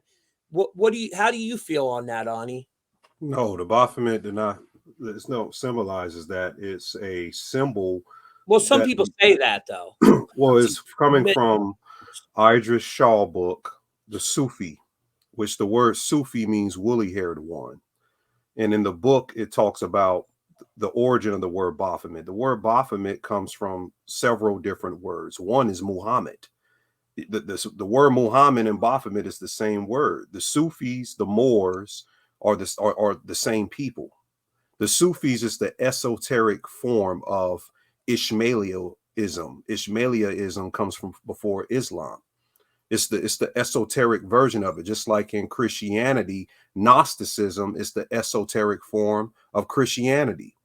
There's an esoteric form in the Torah. The Kabbalah is the esoteric form of the Torah. Right. Yeah, Judaism. and that. So there's esoteric forms of this, and the Baphomet is just a symbol. It's a symbol of masculine and feminine energy, and the goat is many symbols. Saturn isn't what people think it is as evil. Saturn is just a planet of restriction. It It's puts a us to planet, the test, right? Like right? limitations and all that. Yeah, Yeah. I used to think it was completely evil too back in the day, but now I think it plays its role. Just But like now they've taken that symbol and they've detrimented it. So yes, it symbolized this transsexuality. It can symbolize that which is not the original symbol of what it was created for. It was actually created by the Knights of Templars, and it was given as a token of appreciation to the Moors for the Moors teaching the Caucasians about astrology, magic, and the other seven schools of education. That's the liberal arts. The schools of liberal arts was passed down from the Moors at the what was it, the University of Salamanca. So once the Moors introduced the world to that science, it was a token of appreciation. The symbol is meant to look like it's evil or it's egregious to keep your ass out of the science. That's why it looks that way. They would put something monstrous, just like on the temple of Kemet or in Sumer, you will see a monstrous being on a human. And they'll say, the Christians will point and say that's evil. The Muslims will say that's evil. It's not evil, it's indicating different energies and symbolism. It's breaking down something symbolic of something else. Every time, see, we argue about who's the correct God. When a new civilization comes in, whoever was the God of the previous civilization becomes the devil. So whoever was in before, automatically your teaching becomes the devil of whoever is in control now. When they're all the same. We're just calling it. We evolve in languages and soul data. We like evolve. Canaanites and the Jewish people, they called their god Beelzebub, the Lord of the Flies. You know, but yeah, I mean, it's cool that we can all have this conversation, have different point of views, and you know, even if we don't agree, just have that conversation because I personally don't agree with the whole Baphomet thing. You know that, Ani. It's not my thing, but I respect your view on it and other people's view on it. Now, to me, I never. Well, just you look at it. You look at it in the modern form. See, I look at it. Where did it come from? And yeah, where did it come from? It came from the Knights of Templars. They made it to commemorate the Moors for teaching them a science. That's why if you get the book, I can put up literally in the book what year, all of that it was created. A lot of shit though. And it says it represents, it did say it represented the completed man. The goat head represents the Negro Turk head. They're talking about the Moor. That's what I was the talking goat about. Yeah, that's what it represents originally, but it's not saying that the Baphomet is a black person. It's saying that whoever. Well, no, Bobby Hemmett, when he did that video breakdown, he said that that's what the Baphomet represented, the perfect black man. I mean, yeah, but he did. Yeah, he did a lot of videos. That's one video. He did a lot of videos, but it represents the father of understanding. If you understand it, you understand it. If you can't understand it, you can't understand it. But it's not evil. Everything in this world is in polarity, which is dualism. They've separated the meaning. So, right. So this is why I said, where did it come from? Because there's an order that predates dualism. There's an order that predates duality, right. And that's correspondence. And that's the difference between duality. I speak about certain things like this. Duality doesn't equal equality. Duality doesn't mean equality. Duality is to represent two different things. Okay, so you have black and white. The correspondence, when you have Matthew 6:9, Matthew 6:9. Why is it in Matthew 6:9? Again, all of these things have been encoded. Matthew 6:9, our Father which art in heaven, right? When they said, thy kingdom come, thy will be done on earth as it is in heaven. That's not duality. because when that kingdom comes to the lower realms, the light is complete. You understand? Meaning that which is done in heaven becomes exactly like, that's the six-pointed star. That was never the pentagram. And that's why I said, where did it come from? Because Heka predates the penta. And Heka was taught in ancient Kemet. And that's where you really see the first symbol, where somebody is pointing up here and with their hands downward. That's Heka. It's not duality. It's correspondence. So if you want to look it up, for those of you who are listening, or for you two brothers, go look up Heka. That's where you get the word hex or hexagon, six-pointed stars, the Star of David. How do they say people will be able to trap the devil? With the Star of David. What did the overseer called Larry Hoover say it was time to do when he was dealing with the brothers and the sisters? He said, it's time to put the G on the crown. He said you have to combine your mind, body, and soul. You have to activate your Merkaba. Everybody speaking on activating that Merkaba? Go ahead. I see you. No, you're good.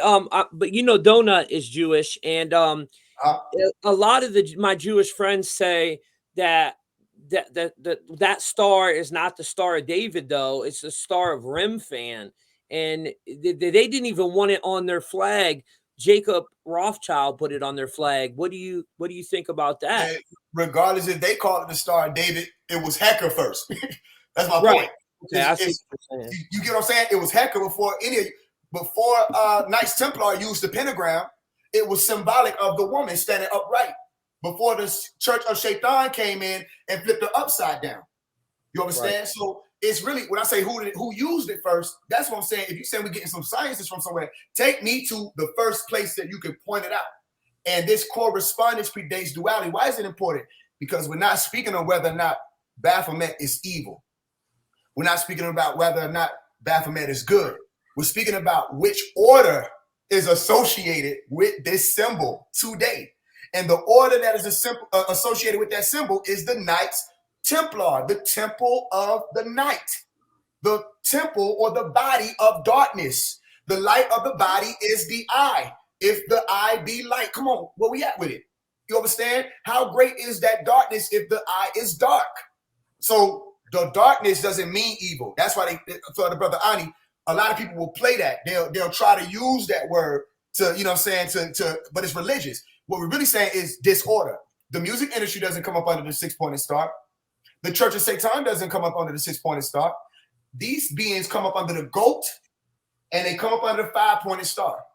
It's already holding a frequency. So the point is, Heka predates that. If you're going to speak on the order, literally the order, then you have to speak on the order. When there's duality, people will think that we're talking about negative and positive, as in how magnets work. No, we're not. You have a household. Each and every one of us have a household. Some of you may have children, okay? If you have children in your household, do your children have to be fighting? Is that the balance that we're speaking about? Do you have to have a chaotic household just because there's negative and positive polarities? Do you have to have disorder in your house?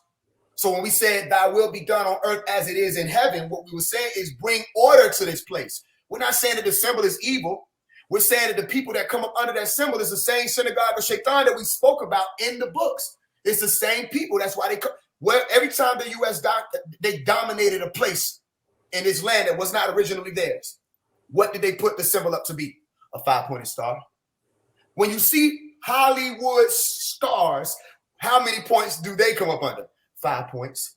Penta. You know, that's a lot of the kings too, bro. One's under the fuck. I was a Latin king, and you know, I got fives tatted all over me. And when I was young, I didn't realize that shit is all Freemasonic and I think they even created it to perpetuate death in certain communities.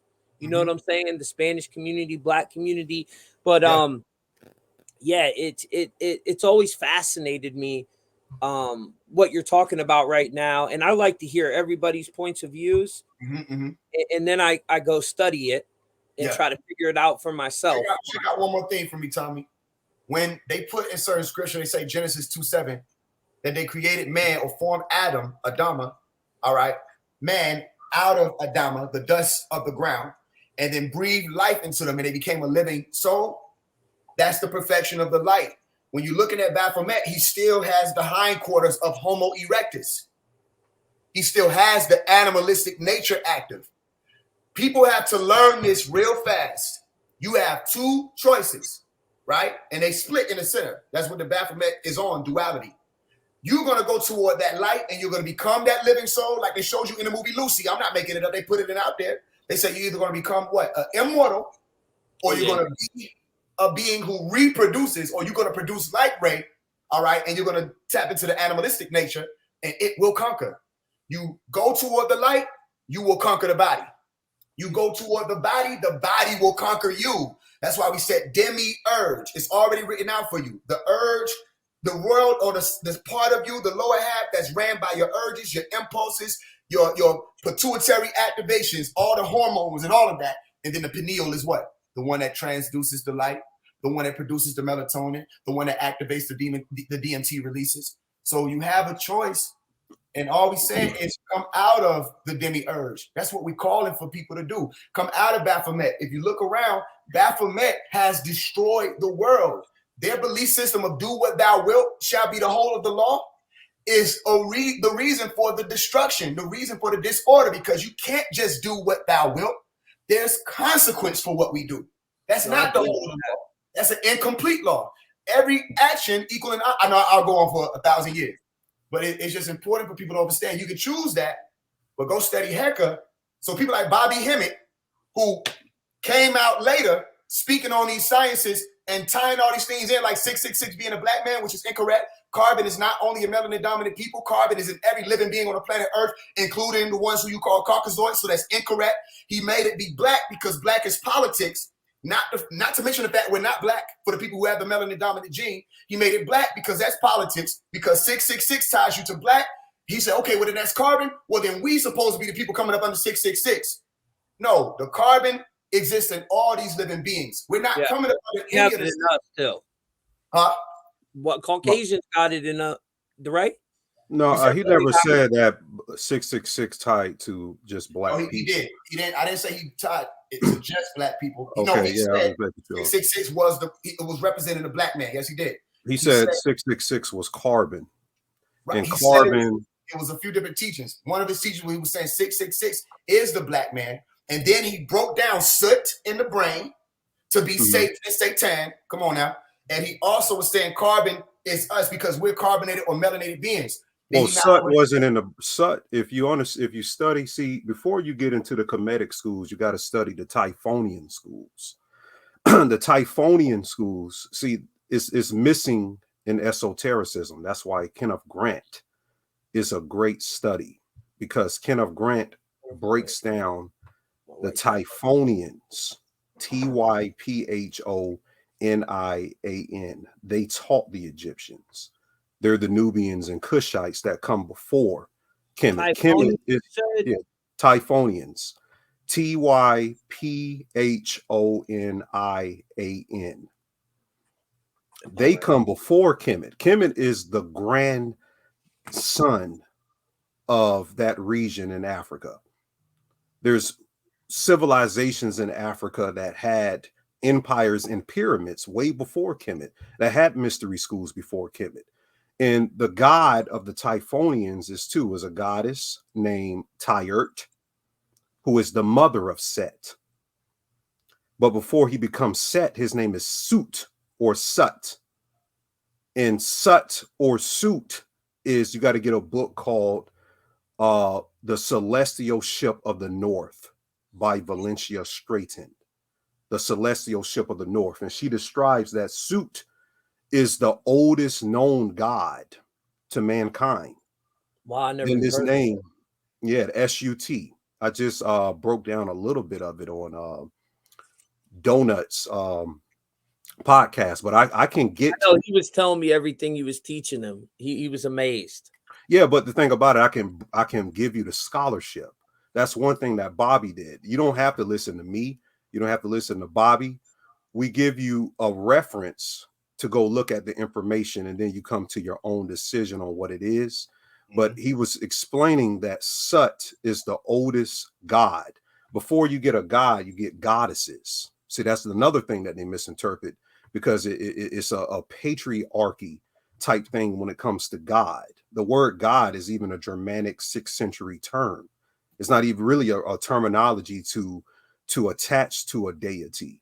It's too young to attach to a deity. So they trapped us in the word God, really.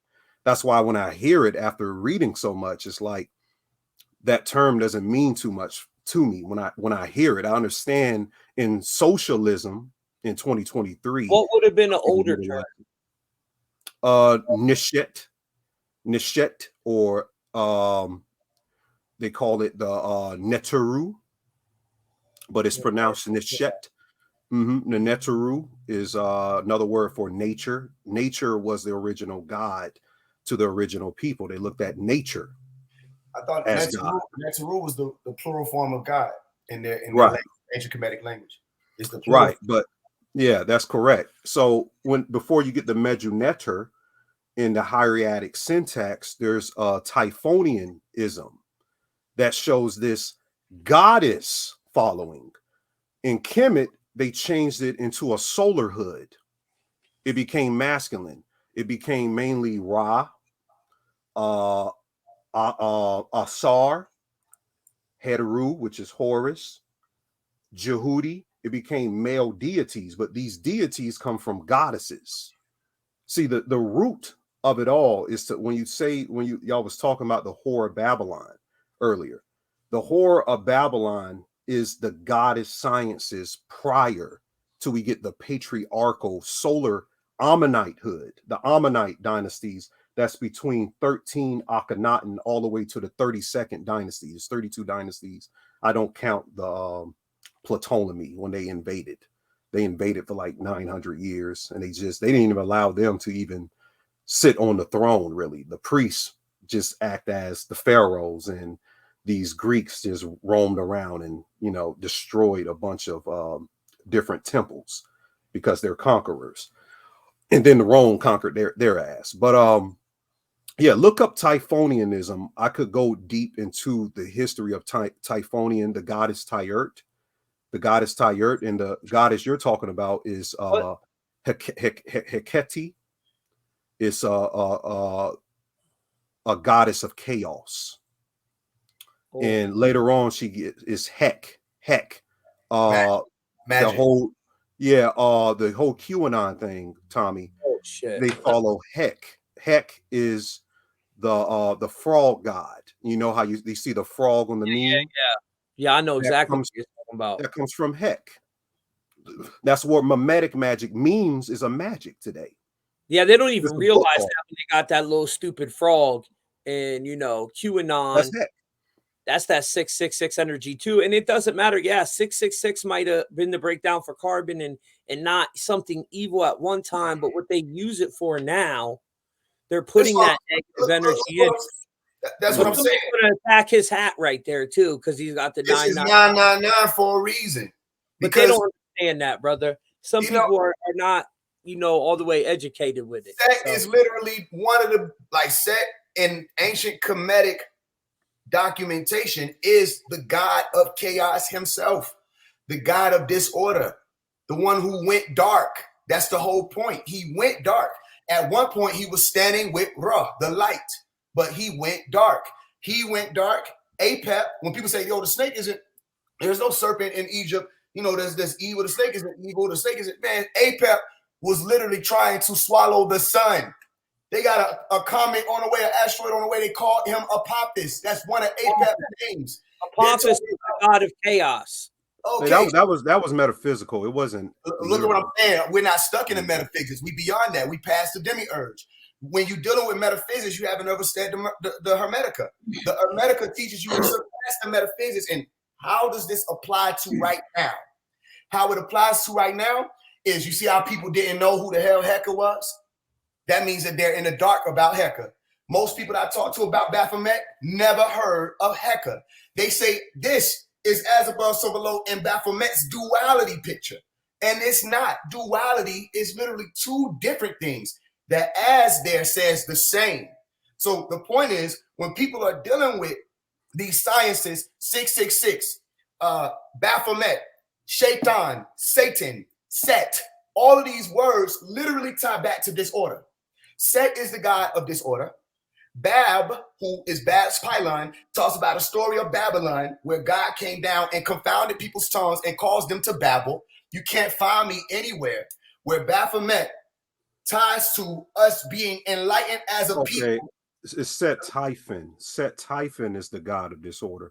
There's a difference between Set and Set Typhon.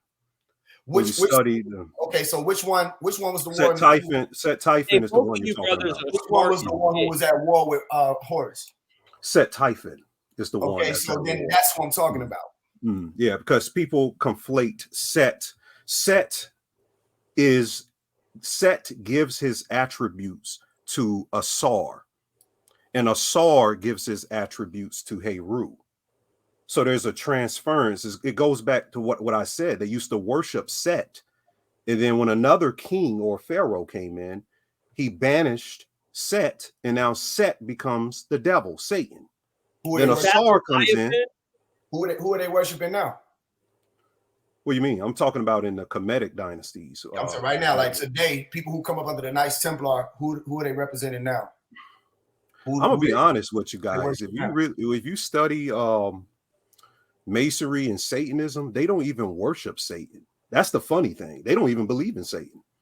We're the only ones that really believe in that. They believe in high sciences of physics, metaphysics, esotericism, and they make us think they believe in Satan, but they don't. Not even what was the bald-headed guy, Tommy, the creator of the Church of Satan, the Jew. Oh yeah. He didn't even believe in Satan.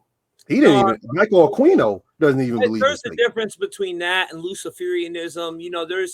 And then they don't even believe in Lucifer. Right, but no, I'm saying Luciferianism and Satanism are two different things, really. Oh yeah. But in Freemasonry, you have to believe in. They don't care if you believe in Lucifer, if you believe in God, Allah. You have to believe in something. They believe in esotericism. They believe in encoding symbolisms with energies. That's not everybody. Those are the elite ones who understand that. When you come into the Masonic order, they tell you believe in God, Allah, Buddha, who. Yeah, you can believe in anything, really. It's God. That's your book that you hold. That's your guide, Guide. So not every Mason. Most Masons don't fully understand where Masonry even came from. They don't fully understand it. The same way Christians, they read it. The whole book is read literally. You understand? They're not understanding the esoterics that are hidden within even the parables that Christ was speaking. Let's make sure this is clear. What's clear is when I ask, who do they worship now?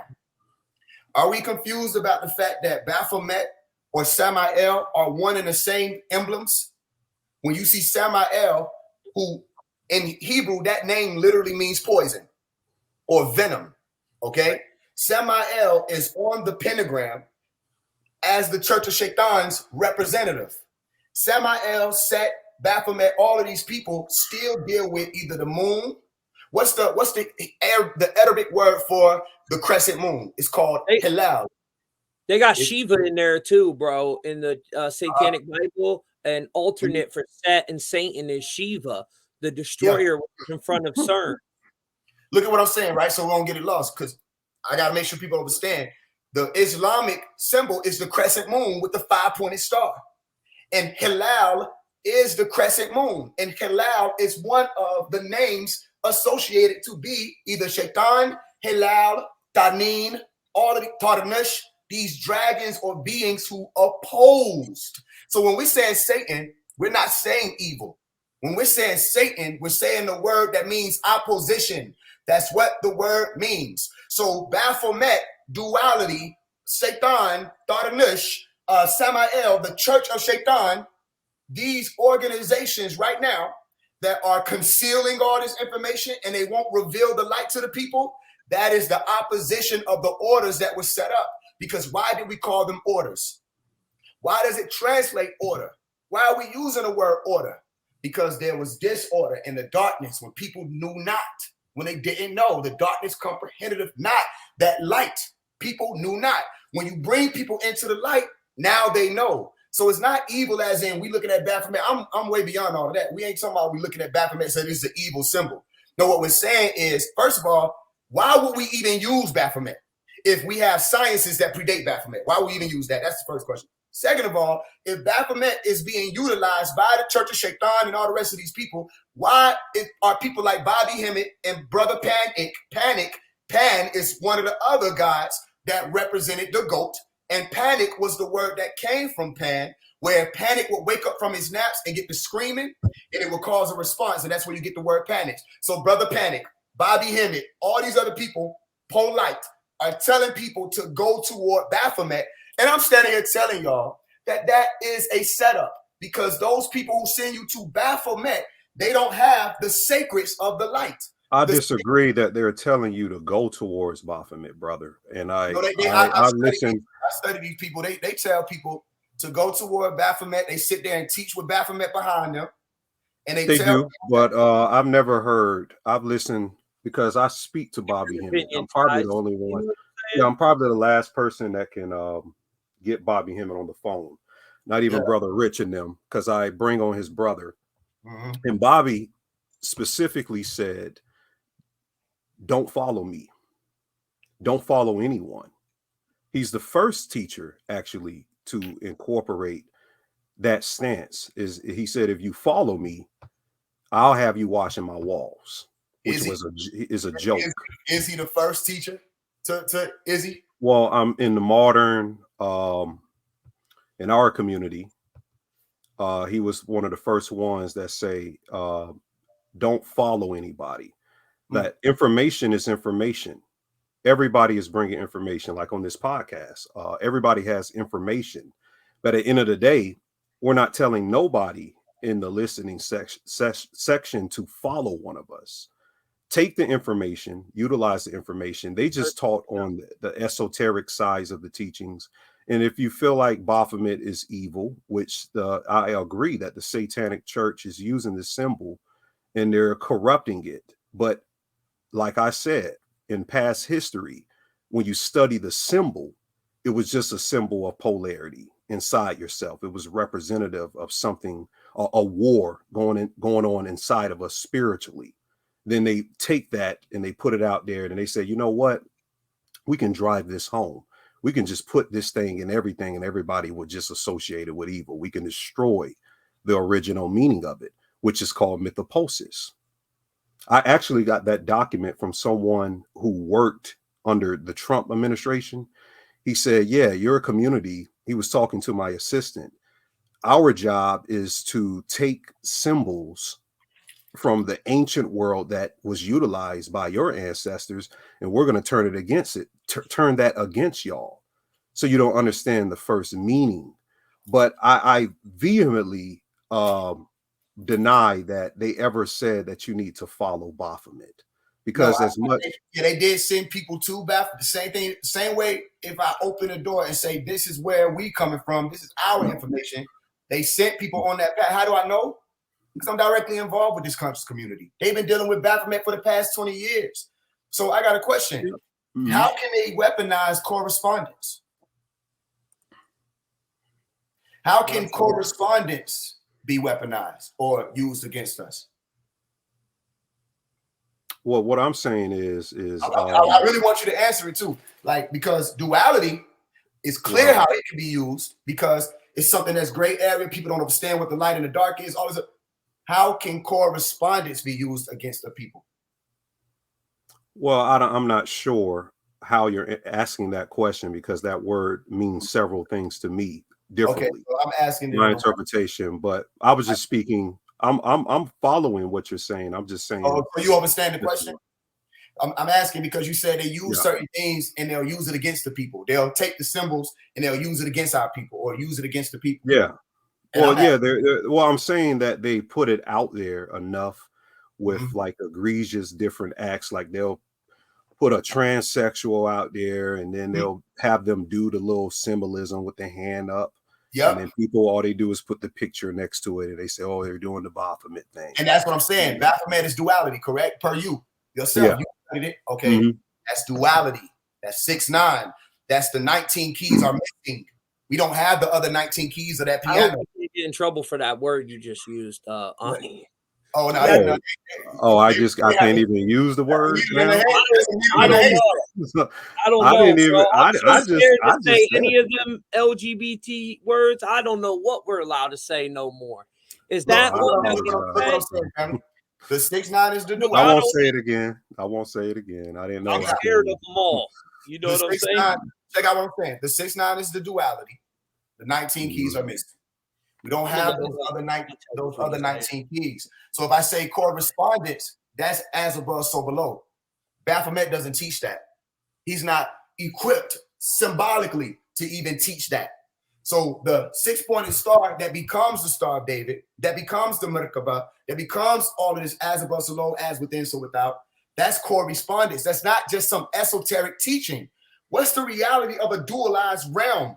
Not negative and positive. Remember, negative and positive is a magnet. We have negative and positive polarities in reality. Remember, Tommy, we spoke of the universal laws versus what people believe in based off of their own retribution and things like that. That's different. Universal laws, you're not going to do anything about that. I'm not telling you that negative, which is an actual polarity in reality, is an evil thing. What I'm saying is, why do we need darkness? As in, why do we need the people to be up under a symbol of the moon when we're clearly in the sun cycle, and it's clearly time for people to be awakened and come back to the code red, as you call it, 19, so that secret can be revealed. You can't use correspondence against a people because correspondence represents true order. But if I throw a duality out here, or I throw a pentagram out here, and I swing a pendulum out here, there's room for all of this confusion. The 6-9. There's room for all of that.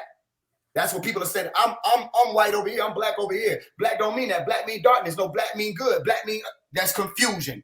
Correspondence means no matter who is on this live, we want order in this reality. We want things to correspond in this reality. So again, the esoteric is over with. People understand all the esoteric. What's the exoteric? The exoteric is, what does it look like when the law of correspondence is received by the masses? Instead of people coming up under the GOAT, instead of people coming up under 666, instead of people coming up under the polarity of themselves that will always refer to the red or the black of you, which is the root chakra, which in ancient Kemet, they still said red was the color of disorder, red was the color of deception, black was the color of disorder and deception. So we need people to come up out that root. Baphomet can't get us there. They're not equipped. Heka or correspondence is what gets a realm back in order. You understand? It's for the people that's listening. I'm not just talking to the two brothers there. I'm talking directly to y'all. Come up out of her. That's what we said. Come out of her. Come out of Sophia. So that you don't be a partaker of her. What was the brother who was the Mason just talking about? All of these sexual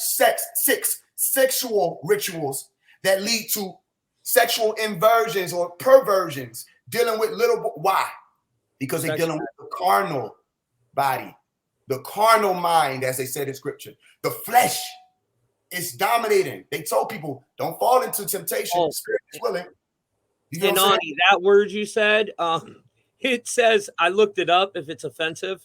It said it is an older term, but I guess we're allowed to use it. I don't know. Dude, I get so scared when it comes to words because they'll take your YouTube video down and call it hate speech. Yeah. So I just try to stay away from all of them. You know, well, it's mainly people that listen to your video. It's people that listen to your videos that they're not always listening because they like you, brother. They're listening. Oh, yeah. So they can market video. Yeah. Ain't that crazy, bro, that someone hates you that much that they'll listen to that whole 2-3 hour lecture? Oh, we got him. Like, man, your life got to suck, bro, for that. And someone brought up in the comments talking about Pazuzu, which I keep him on right here, that Mesopotamian demon king. And Ani, I know you have your own opinions on the reptilians. You think it's more like the archons, right? Yeah, I don't believe in lizard people. I don't believe in none of that. That they're literally lizard people. Yeah, I don't believe they're literally lizards, but I believe they're. This is my opinion with it. Okay, what they call the others. I believe there's disembodied spirits that we can call walk-ins that can possess people. Some people call them demons, whatever. And I believe they develop more of their reptilian cortex. But as saying they're a giant lizard, I don't know. It's interesting to look into. I will say that there is a lot of worship of these little reptinoids throughout history. So it's definitely interesting to look into. And the numerology of it, that 666 archons, dark matter, which we're using CERN. There's a picture of little Yaldabaoth right there. Soul transfer. And that's another thing. Let me just say that the picture of Yaldabaoth is not a snake. A lot of people get that wrong. Well, It's actually with the lion head, I thought. It's a worm with a lion head. Okay, it's a different species. It's like in the Gnostic text. This guy, right? Yeah, it's a worm because when you die, they called him the worm too. Yeah, he was called the worm, and the word for dragon back then was WYRM, worm. That's what they used to call a dragon. It was a worm prior, but it literally is a worm because when you die, what happens? Worms come out of your flesh or eat through your flesh in the ground, and that's representative also of the material form of the cosmic parasites, which is archons, is worms, parasites.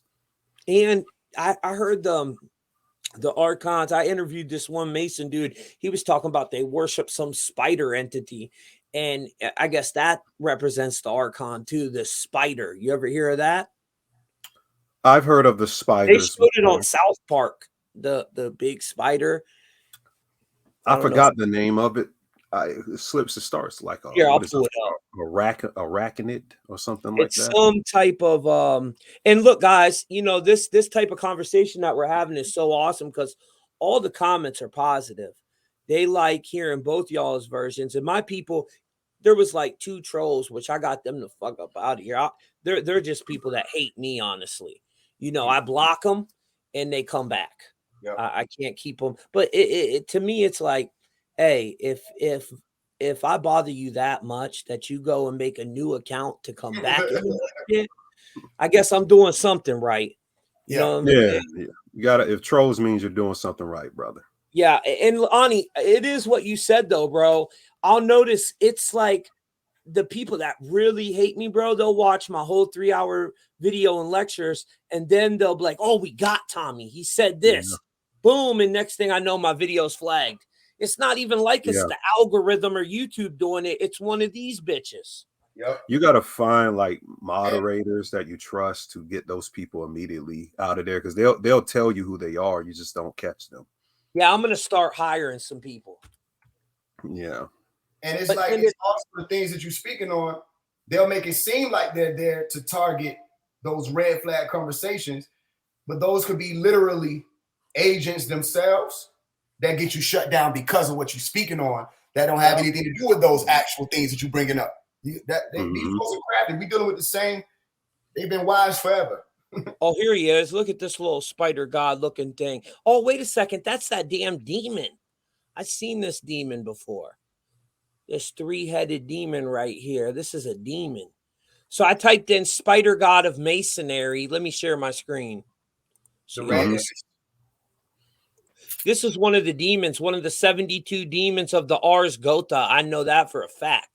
Ani, you know this entity right here. That's Baal, right? Yeah, Baal. Yeah, Baal. That's who that is.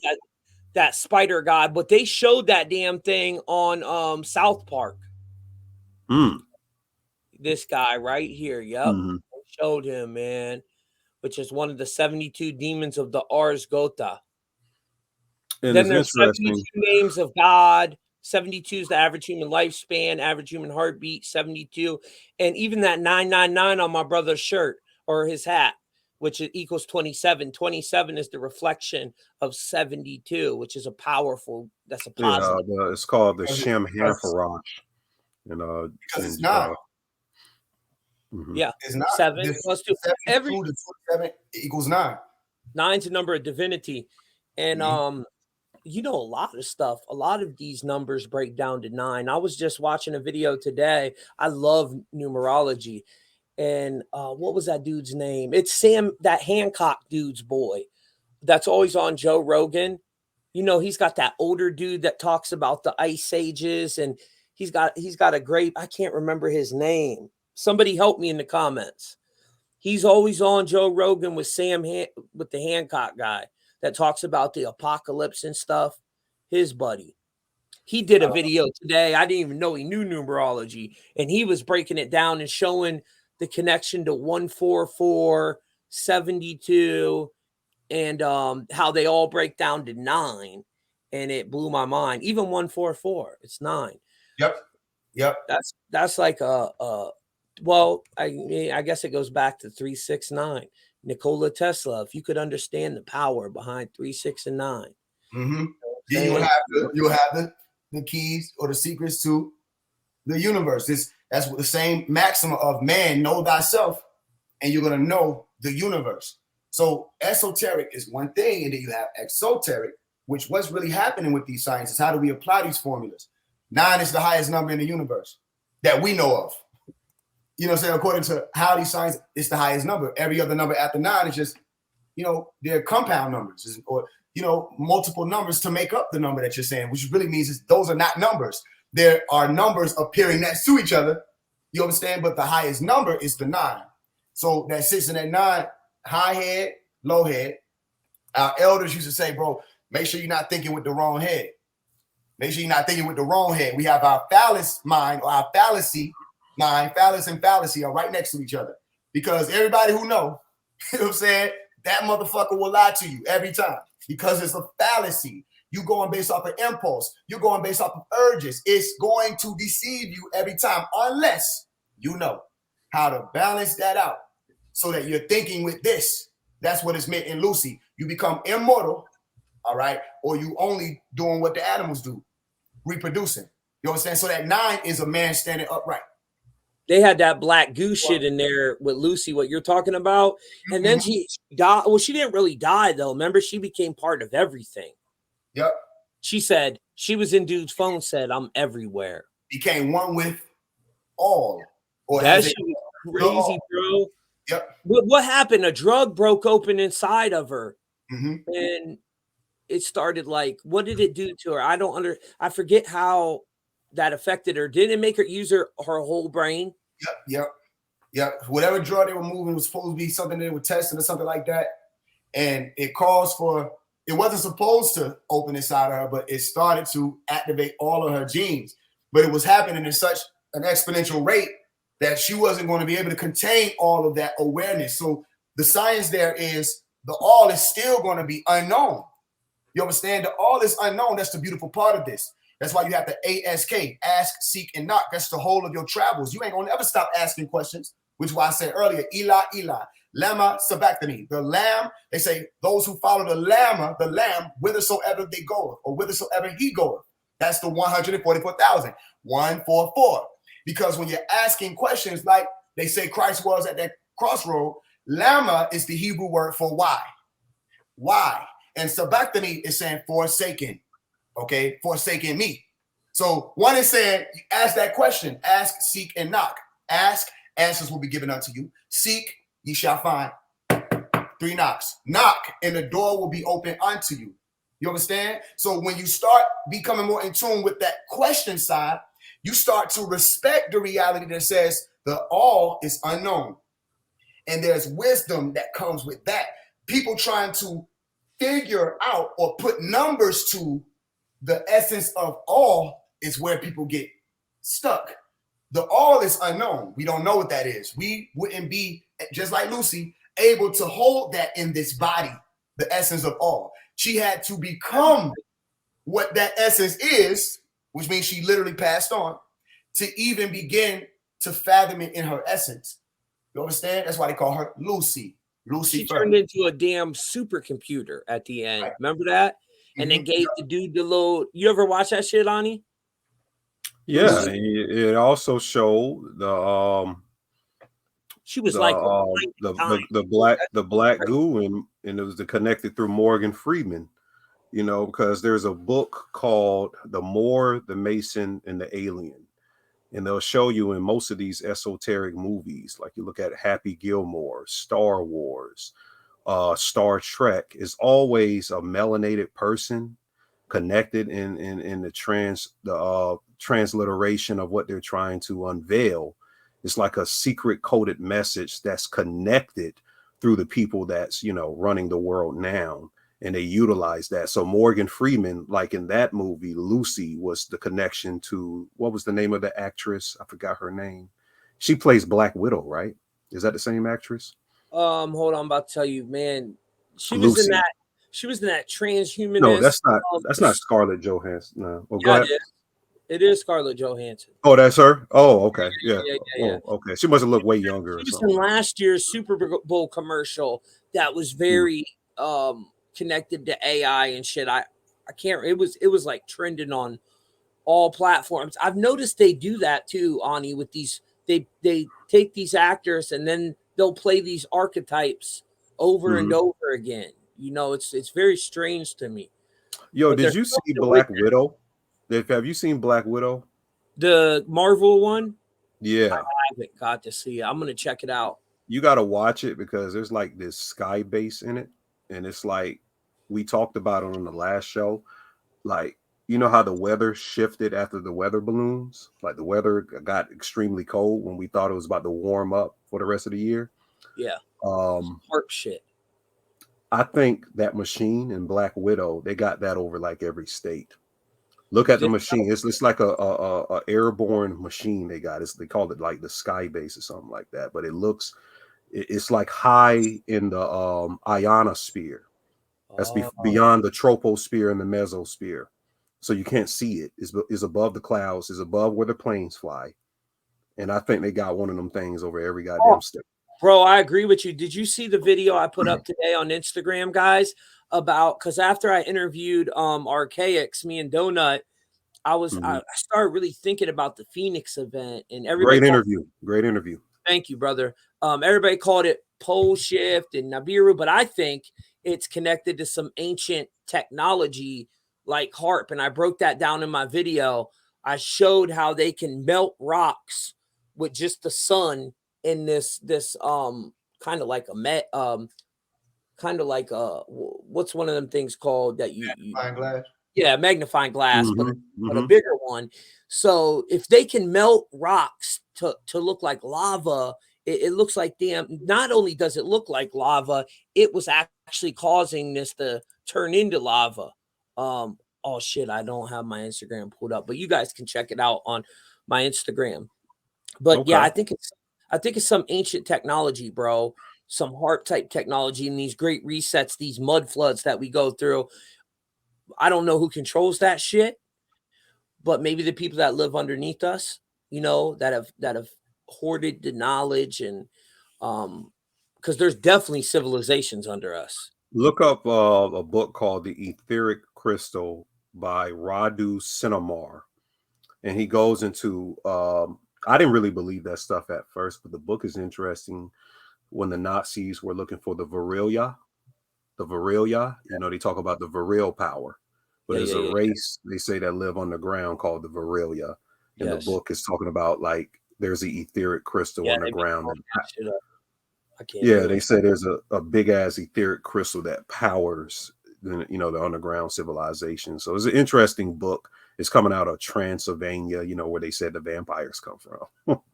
Yeah, that's interesting. I'm into all that real shit. I like to look into it. And the Nazis were using that real and the Thule Society, you know, that's where Hitler came up. Thule, yeah. Yeah, the Thule Society, all kinds of occultic shit and channeling entities. And that's another thing that you brought that up. If you get the book, The 16 Christ in History, it's called The 16 Christ. When we were talking about Christ earlier, one of the, I don't know if it was a real person or not, but one of the Christ was called Thule. Literally. You can pull it up. It was called Thule. I'll have to check that out. And yes, you're right. Graham Hancock and Randall Carlson. That was the name earlier. Now, before we end this, guys, because we did 2 hours and 28 minutes at 228. This is a good deal. Yeah, it was good. My people said bring you back on too, bro. They really enjoyed you. They love you, Ani. And they love hearing both of your guys' point of views. You know, I love that when people don't argue and just have a good conversation, man. Absolutely. Yeah, I'm beyond all of the polarity stuff. It's just I was just clarifying what I've heard, and different people hear different things, but the brother has knowledge. I believe you have knowledge, Tommy, and we all have something to offer. So yeah, it's nothing about who has the better information. Information is information, and it was great information on this show today. And I was listening to you guys on the way home. So when I got in, I said, let me just set up and slide on in, because I didn't want to interrupt, because y'all was flowing well earlier. Yeah, it was fire, man. I enjoyed it a lot. And it like you said, my big thing with what I've done with Truth Mafia, and that should be launching this week, guys. Truthmafia.com is a platform that I'm doing so I can showcase people like Ani and Phase One and Donut and people with different point of views. It's not about, like Ani just said, who has the right information. I'm trying to bring you guys all these different people and let you go do the research and make up your own mind. You might like some of what Ani's kicking to you, or you might like what Phase One's kicking to you. It's not about us attacking each other either. No, there was no attacks. It was good. No, but a lot of people do that. Oh, my shit's right, and yours is wrong, and that ain't the way to educate or to get your point across. And I just really appreciate both of you today. I enjoyed both your information, and this was one of my favorite podcasts with having you two on, because Ani, how I feel about you, brother. You're a good friend of mine. I love your work. And Phase One, I found his work recently, but I was an instant fan of his stuff. And you're a very powerful brother. You got a good following. I see you broke 100,000 too, brother. Yeah, man. Yeah. On Instagram. Is there any other way they can follow you? Like, do you have a YouTube or anything? I do. Phase One, Faisone. Phase One, Faise space ONE. So it's Phase, then One. And okay. Instagram is the same thing, just one word, Faisone with 2 underscores. Guys, what I'll do is after this video, I'll go and find his YouTube and put that link in the description too. And I'll put Ani's new Instagram. What's your YouTube, Ani? I'm going to put your new Instagram in the description. Yeah, the YouTube is Ani Osaru. I'm going to post up my first video this week, because I've been doing everything on Patreon. You got to bring me on, brother. Come on, man. Come on. Let's do it. Let's do it this week. I'm down. I see you and my boy Donut been doing. He loves your work. So you guys got into Illuminati dolphins and penguins, and when I see that, I was like, yo, Donut gets into some crazy things, but a lot of what he's talking about is real. They was having sex with them damn dolphins. There's a lot of crazy shit that we got into, bro. Crazy shit, Phase One. Like, this was part of the whole LSD movement, and they were collecting like pineal glands from the penguins. That's why the Antarctica Treaty was set up in 1959, that no nation can go to Antarctica. Yeah, why was they having sex with them damn dolphins, dude? That's weird to me, though, bro. That's some bestiality shit right there. Oh shit. That's some other shit. Yo, I just I gotta tell Donut, go watch The Boys. Remember we were supposed to break that down? Yeah, we gotta break that down. The dude is having sex with a dolphin in there. Yes, he is. Yes, he is. Wow. Yeah, I remember that. Bro. You're talking about he kind of represents Inky's character, Neptune. Yeah, he's the one banging the dolphin. You're right. Holy shit. Yeah, that's crazy. I just don't understand. A lot of that stuff I don't understand. I feel like it's got to be something in your brain at that point. It's not even something went wrong in the brain that makes you attracted to a fish. Something literally went wrong. The same way when they start speaking on the things with these children, I think that there's some type of retardation literally happening in the brain. That's not something, you know what I'm saying? Something misconnected there. Right. Even if it's nothing that you could really say, like what will be from a ritualistic aspect, it's a fucking dolphin.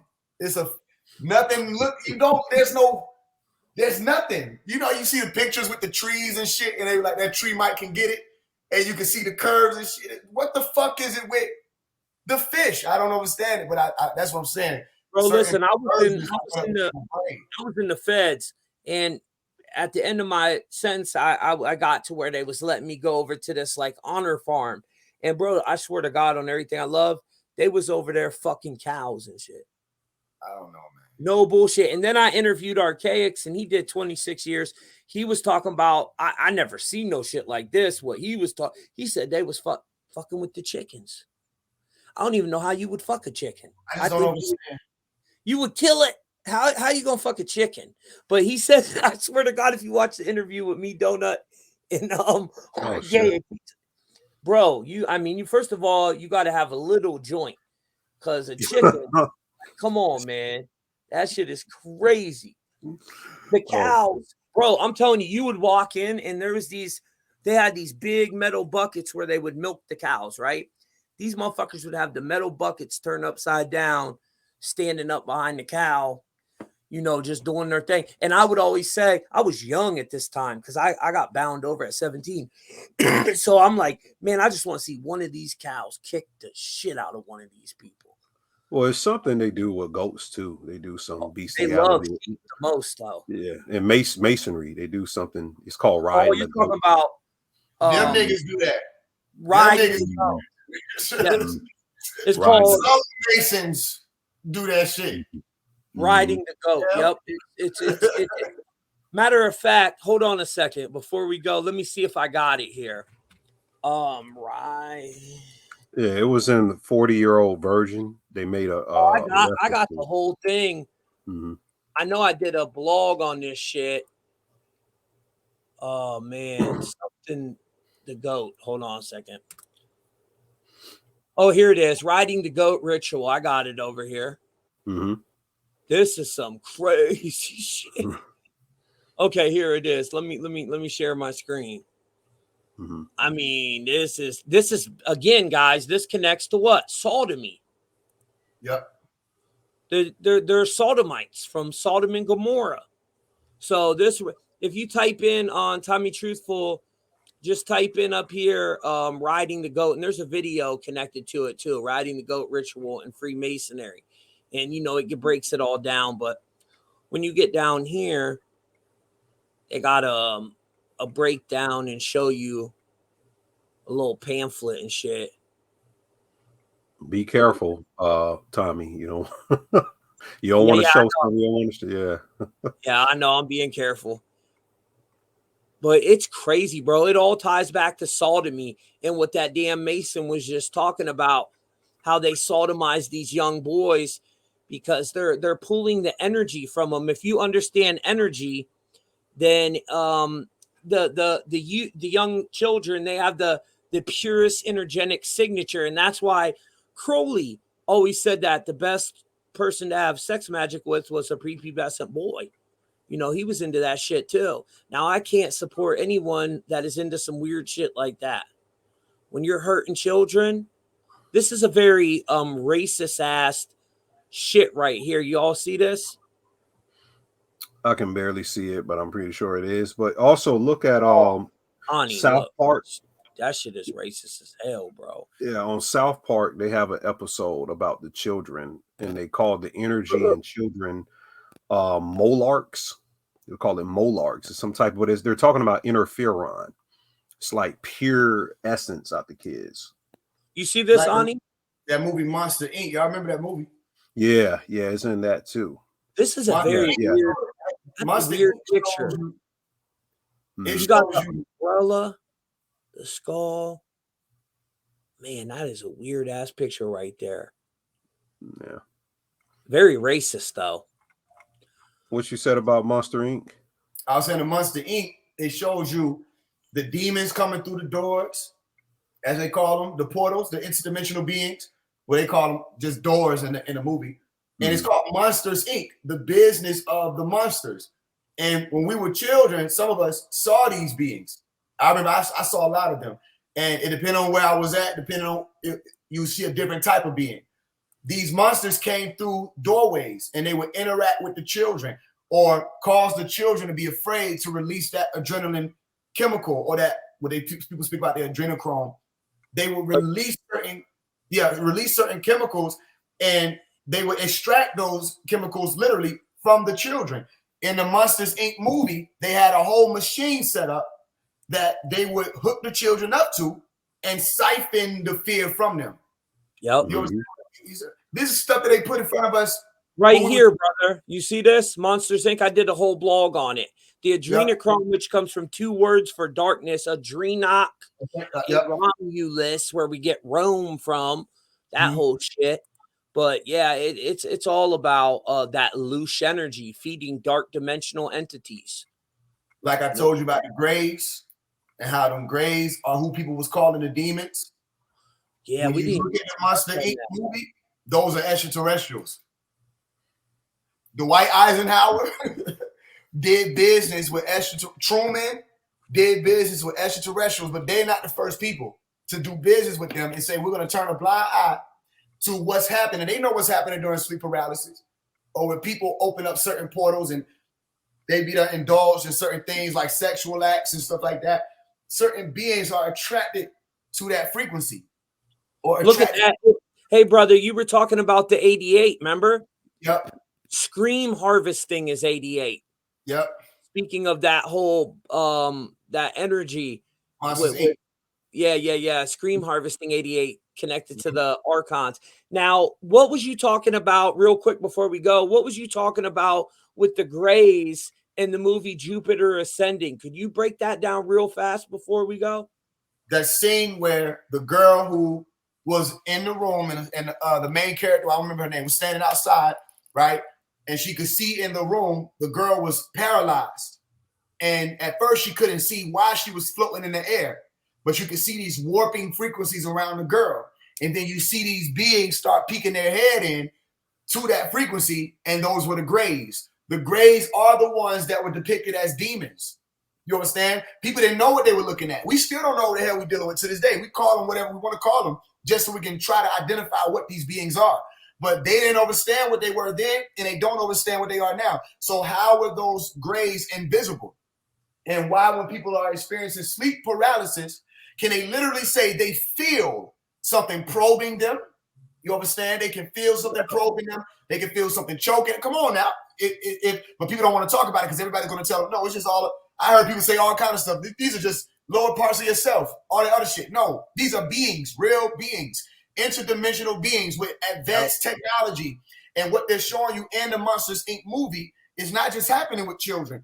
They're doing that to adults. They're extracting your frequencies from you. If you have lustful frequencies or fearful frequencies, these things are business for these beings. So they extract it. So how many people that have spoken about, they made it into a joke that the grays took them up and probed them. Yep. Or they felt like they were assaulted sexually by some demonic being, and somebody come around and tell them it's all in their head. You don't know that. No, these are real beings. I know this for sure because I've dealt with these beings. I've come face to face with these beings. I've had to fight these beings. I've experienced the sleep paralysis where it's just something is trying to strangle you, something's trying to probe you, and you're trying to push it off with your astral hands, and the shit won't move. You can feel it. You can feel the being, and it won't move. Bro, these are life forms. I had a experience. After I had this terrible sleep paralysis, like you're talking about, I did a video on shadow people and these shadow entities. Man, I'm telling you, I felt like I was under some type of spiritual attack. It was crazy, bro. It scared the shit out of me. And that's where it's going to fall into. People say spiritual attack, and I'm not saying you're wrong for saying spiritual attack. I'm just saying, what is a spirit? We dealing with life forms that we're just not aware of. And because we're not aware of what those life forms are, they fall into the realm of mysticism or spirituality. These are beings that have been here since we began documenting beings. When the Hindus spoke, these little grays right here, that's the scene. There's the big reptinoid. This will represent the Anunnaki, the humanoid, and then the little grays. Bro, I got one of the best blogs ever on Jupiter Ascending. Hey, gentlemen, it's been good. I got to get my son. So it's been all right, brother. Thank you, man. And when you do your channel, let me know, bro. I'll be coming on. Absolutely. Peace to both of y'all. Thank y'all. All right, peace, bro. All right, thank you, brother. Peace, peace. Good build. Yeah, we're gonna be ending this anyways, but yeah, I just wanted you to touch on that part, man, because that fascinates me. And real quick before you go, if you got time, I just want to show you this shit I did on these shadow people, because it's really talking about exactly what you're talking about with the sleep paralysis. And shadow people equals 62, brother, with dimethyltryptamine, which is that DMT shit. Oh, yeah, DMT, yeah. Dimethyltryptamine. So all this is, they took my video down. Son of a bitch. I'm gonna have to go put that up from my other channel. I forgot they took that whole channel down. But I'll have to fix I got the video on backup. So yeah, man, it was a crazy experience I had. And in the video, there's like a 10-minute video. I'll put it back up. But it's me talking about my experience, and then I show different encounters of these shadow beings. And man, there's some crazy shit. What do you think they are, the shadow people? The Greys. Me too, bro. It's just different words to say a life form that we're not familiar with. Shadow means unknown. You know, they will say we can't see them, or they're dark, or they're in the dark. Well, that's a type of technology, like they showed you in the movie Predator, that allows for that. The quantum stealth tech, that same tech that Admiral Byrd was exposed to when they tried to invade them people in Antarctica. The same tech that the secret science speaks about with Hitler, and the things that they learned from the occult wisdom that they extracted. They said, yo, we can make technology from this wisdom. They brought in beings and people like the tall whites or the Aryans who literally broke down, no, this isn't esoteric wisdom. This is real deal science that you can use. And they called them miracle weapons, or miracle science, or secret, sacred science. So some side is saying, yo, these are just mysteries. No. These are formulas that can be applied in real time. So they are Greys. Now, I won't say all of them are Greys, because that type of technology isn't reserved technologically just for one race. And then just like you have the chameleon here with you now, the animal that you can look at, a life form that you can look at that can literally blend into its surroundings, okay? You have other beings who literally have the biological ability to not appear to human beings. It's simple science. One day they're going to be saying these things are real anyway, because we right up on a new industrial revolution where the quantum technology is about to be brought more to the forefront. But those are what and look, another thing, you're only saying Greys because you're thinking of pigment. We still don't know who they are. That's not saying that Greys is literally who or what they are, where they came from. What do you think they are? Do you think they're like my homeboy thinks they're from the lower A sphere, the lower astral realm. I don't know about the lower A sphere. I will say, let me level with him. I will say that I've experienced personally that certain beings come up from the ground. And that's because when I was laying on my floor right here, when I do the astral project is I'll lay out as if I'm on a cross, right? It's the easiest way. I lay out, it's the easiest way to relax. And I go into the deprivation tank, brother. You said what? I go into the deprivation tank twice a week. And you're floating in water. It closes. It's like a damn coffin. It's completely dark. The water's just body temperature. And it's so easy to step out, you know, because it's relaxing. It amplifies the signature too. Right. So when I went into that experience, I felt the carpet under my body being pushed up. Right. It happened a few times. I could feel it. Right. And I'm like, yo, this motherfucker's trying to push through. Now you got to remember, I'm not afraid of any of this stuff. All this stuff is normal to me. But I was observing like, yo, these are hands pushing up. So I will say certain beings, what I'm telling you, it may not be the best thing just to identify them as Greys alone. It should be that we at least let it be known we don't know who is coming to do what at which times. You really don't know which beings these are, whether they're biologically capable of being unseen or technologically capable. Because you got the CIA has the same type of tech that they have. You could be dealing with a CIA agent in your household. They done stepped into the kitchen and bumped over and you feel some shit falling. And so you done heard some shit falling. You saying, oh, the spirits in my house. No, that's Bill in them. They in your house. Bro, the gang stalking technology that they have, if like they could come in your house and kill you and you wouldn't even see them. Yep. Drown you in your tub and blame them on a drug overdose. Yep. Yep, they'll come in and suicide you in your own house. Yep. Now I got a chopper over here that spits 75 rounds quicker than you could blink. And you gonna be shooting all over the room trying to figure out. Man, I'm gonna hit something. I'll tell you that. They can come in if they want to. Yeah, that's gonna be a bad idea. I promise you that. But yeah, brother, it's been a blast. This is one of the longest podcasts I did in a while. So maybe we could do one on your platform sometime too. I would love to meet your people and that, and my people loved you. So I'll make sure I put your YouTube link in the description. And shout out to everybody that was here with us today. We love y'all. Knowledge is power. TommyTruthful.com. Peace.